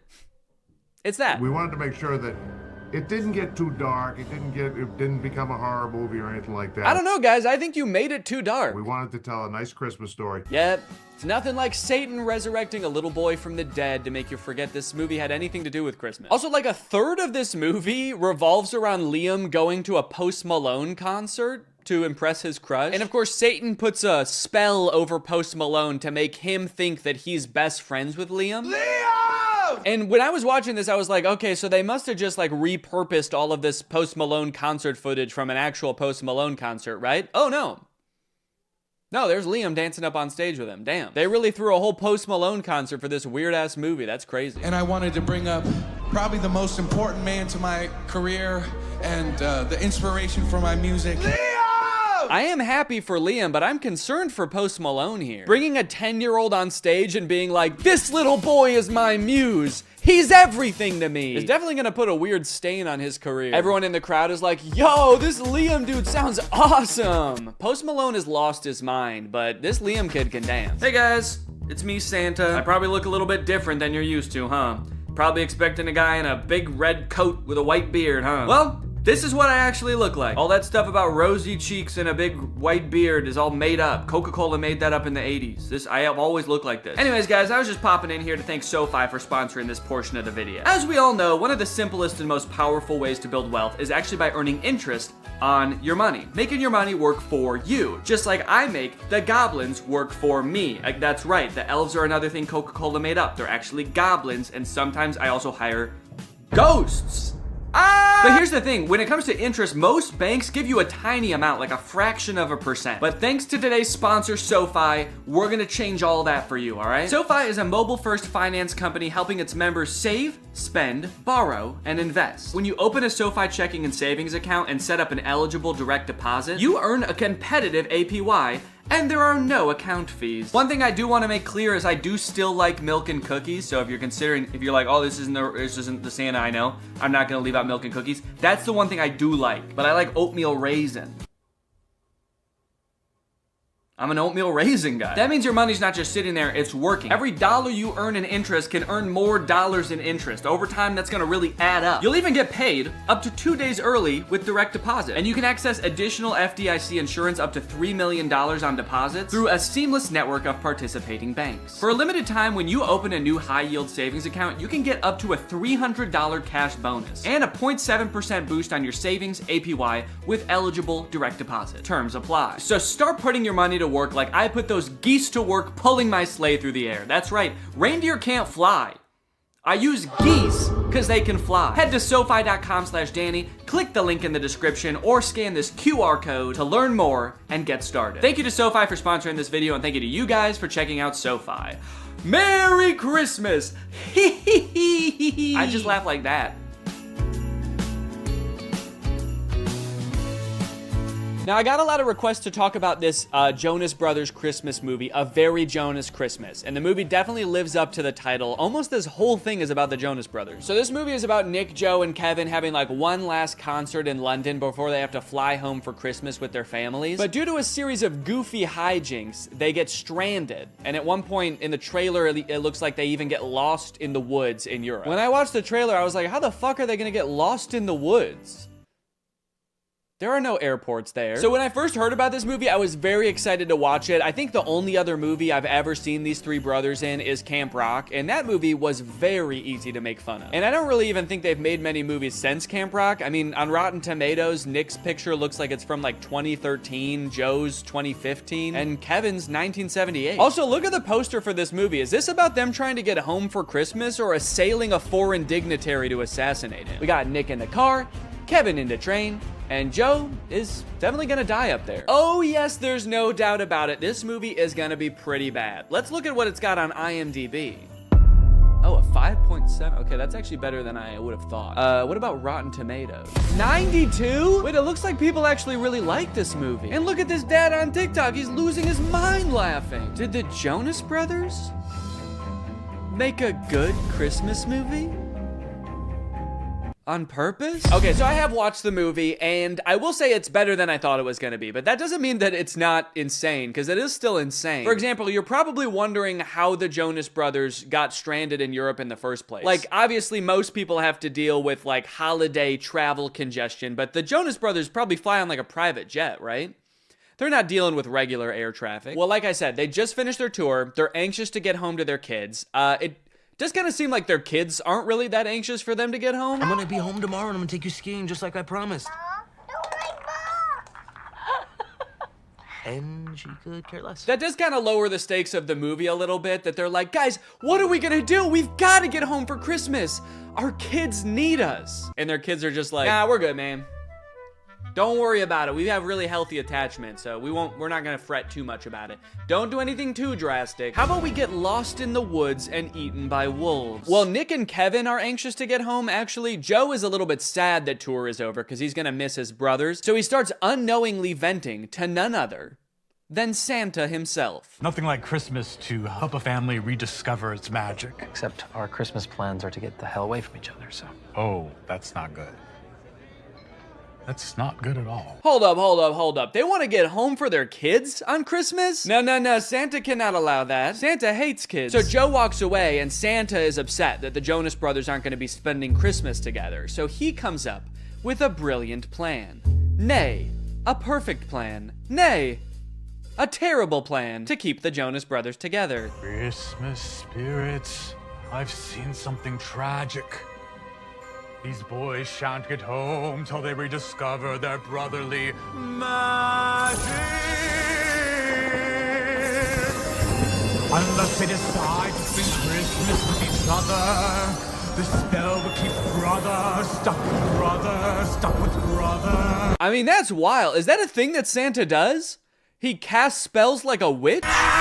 Dang, maybe I take back what I said earlier. Hey, come on in. We're the Stinks. We like like to poop and shit. No, not that. The thing about the magic. It actually made more sense when it was just magic. Thank you, though. Yeah, that. Don't worry, though. The consequences of his spell aren't anything too crazy. After all, Santa Claus works in subtle ways. Holy shit! Santa, did you check to make sure there weren't people on there? Let's have a moment of silence for all the people on that plane that involuntarily volunteered their lives for the greater good, helping the Jonas Brothers reconnect. I had no idea that when Santa worked his magic, there was so much like death and despair involved. That's crazy. Also, it's a little bit disturbing that I feel like the Santa in this movie has already done worse things than Satan did in that entire movie. You're the uptight, responsible one. You're the lovable tramp, and I'm the relatable human cardboard. Forgettable Curly, the world's most unlikely rock star. Not Nick or Joe. The one that still lives in New Jersey. Dang, they are really leaning into this ragging on Kevin thing in this movie. Like, damn, I know this is a thing people joke about. I know I've written a whole song about ghosting the guy, but you guys are his brothers, dude. Feels different when you do it. This movie is also a musical, which is kind of fun. A lot of the songs are very catchy, like Coming Home This Christmas. Unfortunately, music labels have been like very strict about copyrighted music on YouTube, so I can only show you like a tiny little snippet of it. Now, one thing that made it kind of tricky to write a video about this movie is that they do this very self-aware thing where anytime like a goofy plot detail comes up, they make a joke about it before you even get a chance to think it in your head. Wait, they're getting to the train station just barely before their train, but they're gonna stop to sing a song about it? That's kind of... You think we have time for a song? Yeah! Oh, they already... Okay. But isn't this whole plot just the plot of a bunch of Christmas movies? Have you ever seen a Christmas movie? It's literally the entire plot of the film. Damn, they're good. Who knew the secret to making a flawless movie is just pointing out all the flaws before anybody else has the chance? Honestly, it is a pretty good tactic if your sole goal with the movie was making it really hard for commentary YouTubers to make videos about it. But it does feel very defensive, and it also kind of gets old to, in every scene, be like, yo, this is kind of weird. What is going on here right now? What the hell, is that a camera? Also, there's a lot of parts in the movie that are actually genuinely funny, and they kind of ruin them by doing this like self-aware thing. Like this song that Nick sings from his musical Home Alone the Musical, where all the lyrics are just about how being home alone means that there's no people in the house. It's a very funny song. Also, I think that YouTube is claiming this one less, so I think I can show a little bit more of it. But even when the movie is actually funny, the writers still feel the need to be like, what the hell are these guys even talking about? I can't believe the show only ran 3 weeks. I can. I'm sorry, Joe. Nick is just being so random right now. I mean, what is this? Some kind of movie? On Disney Plus, perhaps? Another downfall of this movie is that it really hinges on you knowing a lot about the Jonas Brothers. I mean, they weren't kidding with that title, dude. This is a very Jonas Christmas. Ideally, they want you to know, like, details about the Jonas Brothers' personal lives that I just am not in tune with. So I felt like I kept missing references. Like, apparently Joe has a line of candles. I know what you need. A calming chamomile candle. My new line, Glow by Joe. Also, apparently Nick and Kevin are married with kids, and Joe is divorced? I didn't know that before I watched this movie. So every time they would vaguely reference it, I had no idea what they were talking about. Got a few bad breakups under my belt as well. I'm not sure what to do here. Like, do people pretend not to know literally everything about your personal life? Or like... Yeah, it must suck for everybody to know that you have brothers? That's what we're talking about, right? You had 2 brothers and then you got divorced with one of them, so now you just got one, huh? I know so little about their personal lives that in my head, Joe just is his character from Camp Rock. So when I heard that he was divorced, I was like, damn, it didn't work out with Mitchie. You guys were so perfect for each other. So more wacky hijinks happened, and eventually they get picked up by Santa, who I gotta be honest is a very unorthodox Santa. I live a very solitary life. My home is very remote, and my work is all-consuming. Yeah, he's like lonely and burnt out. I guess maybe he doesn't have the elves in this version of Santa, and so he has to do it all himself. Maybe he makes every present via terrifying spell. This lone wolf has always daydreamed about being part of a pack. Would you mind pulling over? I just want to go check on my brothers. Hey, would you mind pulling over? You're freaking me the fuck out. Eventually, they find a private jet to fly them home, but the pilot crashes the plane because he's taking sexy pictures of himself while flying. I like how the plane is in complete free fall and they don't seem to be affected by the G-force at all. We're going down! Everybody, brace for impact! Oh, fuck! There's this running plotline throughout the movie about how Kevin secretly wants to sing in a Jonas Brothers song, but they never let him and he's too scared to bring it up. But at the end of the movie, they make it home to their families and they're all singing and they finally let Kevin sing. It's It's a fun moment. It's great to finally hear him sing, and it's great that they're finally letting him. But then in real life, I just saw that Kevin just like released his own solo song. So it kind of seems like the opposite happened in real life. In the movie, they're like, yay, Kevin is singing. And in real life, they're like, you have to sing as far away from us as humanly possible, please. Honestly, though, all in all, this movie was a lot better than I thought it was gonna be. I was laughing at parts. I even looked like that dad from that TikTok at a few parts, dude. I was sitting on the couch kicking my feet. I was giddy. Anyways, I hope you guys enjoyed this video. I hate to break it to you, but I don't know, this will probably be my last video of the year. Enjoy your New Year's celebrations, everybody. Stay safe. Thanks for watching, and bye-bye. Hey guys, real quick, I have new merch, and also there's a big sale going on in my merch store right now until December 1st, and 4 random orders during the sale are going to receive one of the physical drawings that I did in the fake AI video. So if you want to check out the new merch or get some discounted merch, then head on over to DannyGonzalez.store, and now here's the video. Fashion changes fast. Like really fast. Looking at this picture of myself wearing a V-neck and cargo shorts feels like looking into an old photograph from the 1910s where like everybody in it is dead now. But believe it or not, this picture was only taken 2 weeks ago. That's how fast fashion trends change. Remember that weird t-shirt I was wearing at the beginning of this intro? I've already thrown it into a landfill. That's how fast fashion trends change. Styles change so quickly over the years, it feels impossible to predict what is going to be popular next year, let alone like 30 years from now in say 2050, which is scary to me because by then I'm gonna be old, I'm gonna be falling out of style. But luckily, some experts think they've already figured it out. I found a few articles claiming to predict what the fashion of the future will look like. And if I can just buy all that stuff now, then I can become the ideal man of the future today. So my goal is to go through each of these 3 articles and craft one outfit based on what each one predicts. That way I can cover all my bases no matter what the future looks like. And then we can decide together which future we would most like to live in. Okay, this is an article on a website called Dream Zone, and it's called 2050, the fashion of the future. Adaptable wearable technology. Most of us will live close to the printing house or have a 3D printer at home. Huh? What is this about everybody living close to the printing house? Like Kinko's? I do mess with the idea of 3D printed clothing though, that's kind of sick. The idea that everything you own can fit perfectly because it's like 3D printed, custom to your body, is kind of cool. Socks will recycle themselves.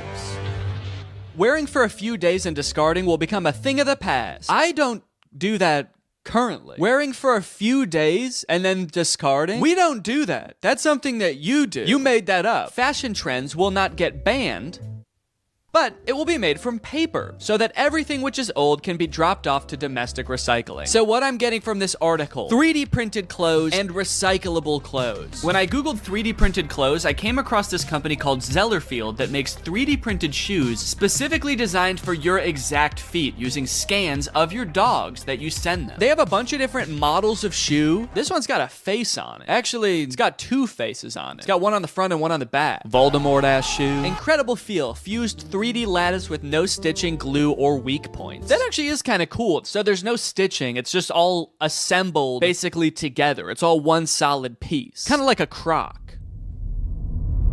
Are these just Crocs? Easy to clean, breathable, machine washable, and odor resistant. It's breathable? It looks like a big solid chunk of rubber. I don't know what the consistency of this shoe is gonna be, but I guess there's only one way to find out. The process of scanning my feet was a little bit different than I anticipated. I wasn't so much scanning my feet, so much as taking one very specific picture of both my feet next to a piece of computer paper. To find some more kind of eco-friendly clothes like this article was talking about, I Googled clothes of the future and found this company Volbat. They make a shirt called the wooden t-shirt. This is the first t-shirt to be built from wood and colored with wood. Now it looks like a pretty normal shirt, so I guess they figured out some kind of way to make fabric out of wood, which is pretty cool. Unless this is all like an illusion and this really is just carved out of wood. I guess he's not moving that much in these pictures. What if it is just like a stiff board of wood and it actually doesn't have a back either, so you just put it on like a chest plate. So I'm gonna order a medium wooden shirt. Lastly, I found some compostable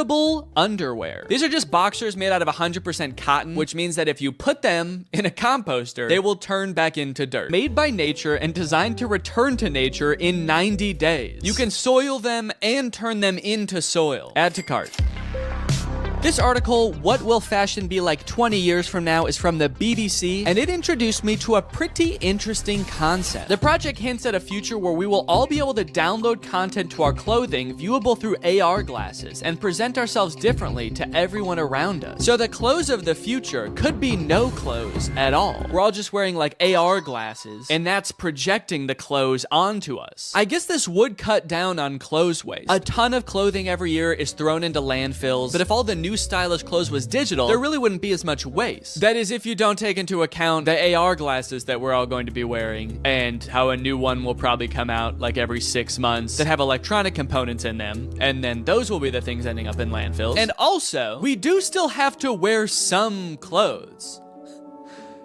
Right? Or is the future just gonna be like people walking around looking like Fortnite characters in our AR glasses, but in reality, they're just naked? The most interesting part about this is that I actually found a company that offers this service already. It's called DressX. I actually found it because Sophia Nygaard made an entire video where she dressed up in outfits from this service for a week, and it's super interesting. You can buy clothes, digital clothes, from this website, and then you can try them on virtually. I guess you upload an image of yourself that you want to be wearing the outfit, and then you pay $20 for them to basically Photoshop you into the outfit. And it looks a little bit realistic. Yo, look at this, the Neo suit. I feel like when I upload this, they have to decide how big my ass is. Okay, I'm actually kind of liking these, dude. Whoa, look how big that hat is. Dude, that's crazy. Maybe I want to go with this one. It's $100 for this whole outfit, which could be worth it, depending on how it turns out. Yeah, I'm gonna go with this one. This article is called Fashion Trend Predictions. What will clothes look like in 100 years? Fashion in the future might be entirely different to anything we can predict. Okay, so they're basically starting off by being like, we have no clue. Everything in this article is probably wrong. Formulated after the sleek form of smartphones and other tech devices, the fashion industry may be heading towards the use of futuristic looking clothing. Okay, so our fashion in the future will be based on smartphones, which are something that we have today and probably like won't have in the same form 100 years in the future. Also, that sounds terrible. I don't want to dress like my phone. I'm all metal and gray. I have a giant speaker right here and a giant microphone down there. Okay, this one also says clothing designed for VR glasses. So I'm thinking VR glasses are gonna be a big thing in the future as well. So maybe I should incorporate that into this outfit too. I mean, I guess glasses with like a camera on them does kind of correspond to the whole smartphone theme. The use of artificial intelligence in the fashion industry may end up having the ability for clothing to change colors, temperature, and size. Wait, doesn't that already exist? I swear I've bought a shirt from like a gift shop on vacation before that changed colors if I was in the sun. Okay, so for this version of the future, here's what I found. Some augmented reality sunglasses. I didn't even know technology was this far, first of all. AR technology? They can just make them in sunglasses now? You can just sit down with your sunglasses and be in front of a giant theater screen. Why does this feel like this is a scam or something? It has 1,500 ratings and it has good reviews. So I'm gonna get them, honestly. I'm honestly kind of just curious and I want to try them. Next up, remember how I said giant speaker right here? Giant speaker right here. This is a Bluetooth hat. Plays music out of it. It's only $15. It's incredible. And then I don't know, like a color changing shirt, but maybe I can get some kind of like metallic pants or something to go along with it. And that'll kind of complete the look. With 3 futuristic outfits chosen, it was time to start testing them to see which future I would most like to live in. Here we go. This is the hat. Warning, to avoid danger of suffocation, please keep this bag away from babies and children. When you take the hat out of the bag, there should also be a warning. It should be like, now don't use this hat near anyone else. Don't use this in public around any other people. It's gonna weird them out. It's also gonna be super annoying. My initial impression of a lot of these products was not great. Connected. Yes. Sound quality did not sound good, guys. I have to say that does not bode well for the test of this. The color changing shirt was super confusing. My hot breath would make it change colors, but when I would put my hot hand on it for like a minute straight, it wouldn't. What the hell? It barely changed color at all. How hot is my breath that did it and nothing else does? Oh, yeah, okay, so this is the robot onesie that I ordered. Onesie? Is that the right word? Like, that's the word for a baby outfit that's all one thing. Is that like that for people too? Or like adults? People. I know it's like that for babies, but what about like humans? Human beings. But what I'm most interested in trying is these AR glasses. So let's get the whole outfit on and see how they work. Ah, whoa! Holy shit. Oh my God. Whoa, that's actually kind of cool. So my whole laptop screen is like suddenly appeared in my glasses. No matter where I look now I just see my laptop screen. We can fully see it on the camera. you can't see your eyes anymore. You just see my laptop versions screen. Of your laptop screen. Wait, that gives me an idea. Hold on. So you can see perfectly what's on my screen? Yeah. Interesting. Okay. How do I look?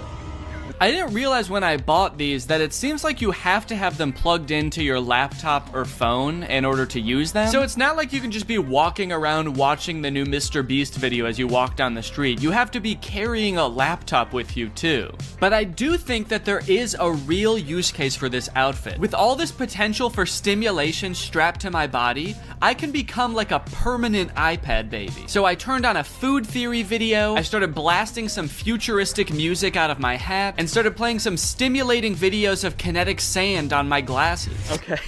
Oh, this is crazy. The image of the kinetic sand is way bigger than the TV. So there's like a one TV with matte pad on it, and then a way bigger translucent TV with kinetic sand playing. I can't really imagine a use case for these glasses. It's pretty awful, actually. So much stimulation that everywhere I look, all I see is kinetic sand being cut. And it's also kind of making me nauseous. So I think I'm gonna go get some water. Luckily, today's video is sponsored by Air Up, which is a great and unique way to meet your daily water requirements. You see, guys, while you just fill up your Air Up with regular old tap water that your government provides for you, when you put on a scent pod and you activate it like so, pop it right into place, suddenly the water has taste to it. And I'm talking good taste. This scent pod I got on here is raspberry lemon. So when I drink through my Air Up, air travels into the scent pod, out through the nozzle, and into my mouth, creating a flavor experience like I'm actually drinking something flavored like raspberry lemon. But it's not actually adding any chemicals to the water. I like this because I like drinking a lot of water, but sometimes water can be a little bit boring. I want to spice it up with a little bit of flavor, but I don't like adding in chemicals, sweeteners, artificial sweeteners to my drinks. This doesn't add in anything, it just adds in scent. It's science. And it just seems like you're tasting raspberry lemon, which is a pretty good flavor. And guys, it's the season of giving, so what better time to give a family member or a loved one a gift with taste? Which is why, Jake, actually, I have a surprise for you. What? For doing such a good job filming this video right now, I got you this. Oh my God! And there's actually an Air Up in here too, it's not just the box. So there you go. And I also got you your favorite flavor, cherry, to go along with it. Oh my God, that's my favorite flavor to go along with it. That's what I just said. Yeah, sorry. Air Up is a great gift for anyone who likes to drink water, which is everybody because you need water to survive. And from November 20th to the 27th, you can save up to 40% on all orders. That's because they've got Black Friday and Cyber Monday deals going on right now, and it is their biggest sale ever. So if you want to check it out and get a family or friend or a loved one a gift with taste this year, click the link in the description, get up to 40% off on all orders. And now, so I was just watching more videos about Air Up on here.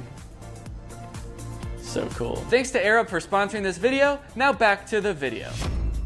For the virtual outfit, before I even purchase it, I have to take the picture that I want them to Photoshop me in, because that's part of the checkout process, is uploading that picture. So that's what I'm gonna do right now. Now the outfit is so kind of edgy and dangerous looking that I gotta pick a cool location for it. So that's why I'm out and about. I have to find a cool location for it. The big issue with that is that the top is like a mesh top, which would usually be worn with nothing underneath, so that you could kind of see, you know, my belly button, my nipples, whatever. But if I'm looking for a cool location, that's gonna be a public location, and if I'm in public, I'm not gonna be walking around taking pictures with my shirt off. Filming in public is already embarrassing enough. I don't need to take my shirt off. But look, I'm wearing like kind of a skin-colored shirt. Maybe they can just Photoshop my shirt off anyway and give me like rock hard abs. That would be sick. So I'm just gonna take a picture and send it to them and see what they do. I'm just wearing regular clothes. I'm wearing jeans and a t-shirt and shoes. And so I'm just gonna try to find like an edgy location to take a picture of myself. Well, I took a little walk and I looked around and I found this. A skate park. Also the smallest bleachers I've ever seen to watch people at the skate park. Guess they're not anticipating like a ton of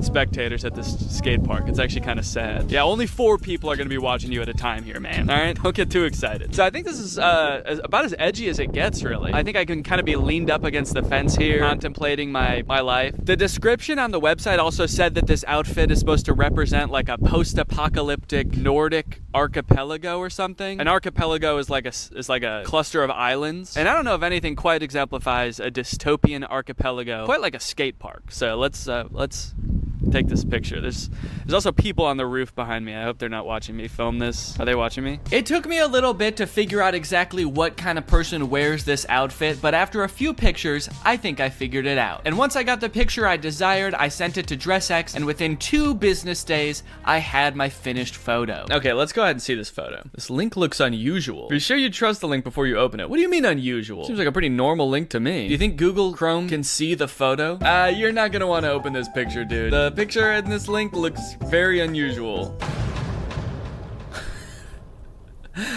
Okay, very, very interesting. I like it. I like it a lot. This is...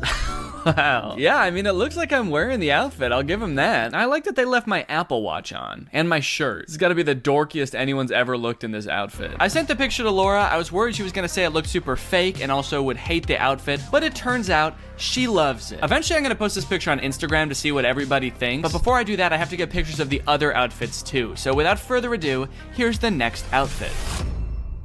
All right, well, it's been a month since the last part of the video that you just watched. Our son arrived about 2 weeks early, so I had a little bit less time to film this video than I thought. Whoops. So yeah, I'm a dad now. I've been taking the past month off of social media and just like taking a break from filming and stuff, just to hang out and get to know the little guy. He's awesome. He's very chill so far. Does a lot of sleeping, does a lot of pooping. And all in all, it's probably been the best month of my life. This has been fantastic. It's been amazing. Everybody's healthy. Everybody's doing great. The delivery went great. About as good as you could ask for, honestly. But being that I am a dad now, I do kind of have to reevaluate my content, you know? I have a son to raise. Do I really care about becoming like the trendiest man 30 years from now? My son's gonna be 30 years old in 2050. Okay? Or something like that. I don't know. Somewhere around there. Or do I really want to be worried about keeping up with the hottest trends of the future? Yes. Of course I do. Even more so now. This child is a very cool child. And you can bet he's gonna have cool friends with even cooler dads. You know they're gonna be showing up to birthday parties in the hottest 3D printed shoes and the stiffest wooden t-shirts, all right? So if I don't get ahead of the curve now, I'm gonna be a laughingstock amongst this boy's friends and their dads. Which is why I've got this one last outfit here before me, and I think this is really gonna be the one that takes the cake. So I unboxed the biodegradable boxers. Oh yeah, These will fit just fine. I unboxed the wooden t-shirt. First impressions? It does not feel like a shirt. Even my dog's natural instincts are like, ooh, that's a stick. Must fetch shirt. And I unboxed the 3D printed shoes and this hat. Whoa. Okay, they also sent me a hat. This very cool hat. Buy my shoes on Zellerfield.com. Hey, wait a minute. I didn't send them pictures of my head. How did they know how big my head is? Wow, dude. Okay, look at this. Wowee, man. These shoes impressed me from the moment I took them out of the box. They are breathable. Yeah, I can. That's actually kind of crazy. Wait, how does that work? And they fit pretty well. At first. Huh, well. My toe ends about here, so there's like this much space at the end of the shoe, but I actually think that that is kind of how you want shoes to be, because you don't want your toe rubbing up against the front of the shoe. So, okay. Why do I look like old-timey in this shoe with this long sock and my pants ending there? I look like a pilgrim or something. For whatever reason, the left one is a little bit more uncomfortable. Let me stand up and just, yeah, I can definitely still feel that a little bit. You know what? No, I think these are too big. I actually think they are too big in the toes. I feel like I've got a lot of extra space there. But I wouldn't know the full extent of it until I put the full outfit on to test. The very first thing I noticed is that when I put this shirt on, it was like weirdly cold. Like usually when you put clothes on, it warms you up right away, but the shirt has like a weird cooling effect to it. And it's like, it just feels cold on my body. Does it feel cold to the touch to you?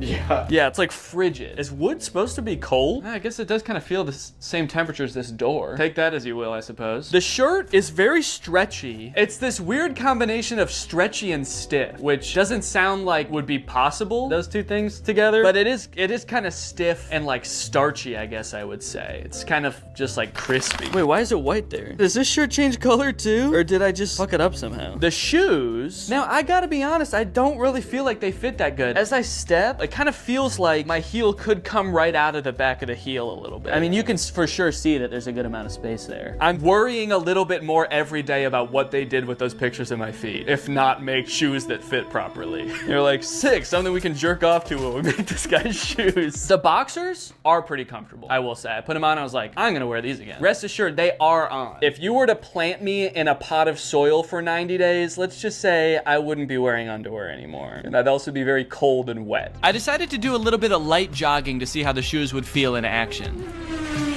Oh no, these have really bad grip. Let me try on sidewalk real quick.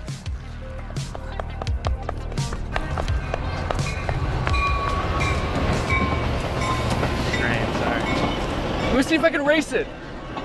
There's not a lot of grip on the bottom of these shoes, so when I was running on this gravel path, I kind of felt like I was like a cartoon character that like starts running for a little bit before they actually start moving.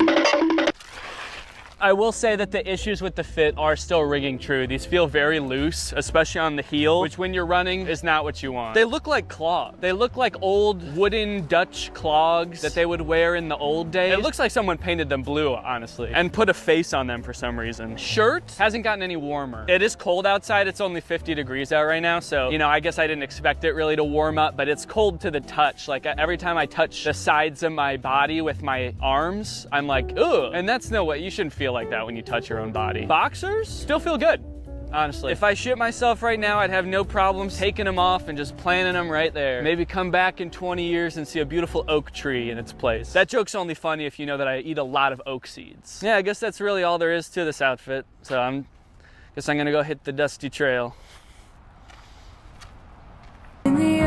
To get a definitive answer as to which outfit is the best futuristic outfit, I decided to post each of them on Instagram and let my audience decide. This is gonna be such a weird thing to post right now. As of right now, I haven't posted anything since our son was born, so I've just posted that we had a baby, and then the next post is like me like, ah, in the scariest outfit you've ever seen. Yeah, maybe I should just caption something really ominous, like things have changed. Rate my fits, and then maybe some kind of little fashion emoji. The hell? Why are these the emojis that come up when you search fashion? It's a scroll and 2 fountain pens. Hello? Okay, it's been about 20 hours since I posted the pictures. Let's go ahead and see what people think about the future of fashion. Hat's not wide enough. Thank you for that, Drew. Whoa, okay, I'm actually getting a decent amount of positive responses. Love the pants, so cute, yes, cool. First one goes hard. First one is so fire. It seems like most people are talking about the first outfit. Dude became the Hat Man. Whoa. Wow, I didn't even think about that. I do kind of look like the Hat Man. You guys know that mythical sleep paralysis demon, the Hat Man? Dude, I've always wanted to be the Hat Man. This is awesome. I can't wait to start appearing in people's dreams like this. This is gonna be so cool. This is the only comment I've seen so far wondering if the first outfit is fake. Is that Dress X I see? So this person knows that Dress X exists and they think this might be a Dress X outfit. Good eye. This person must study the Dress X catalog religiously. The robot leggings are a 6 out of 10.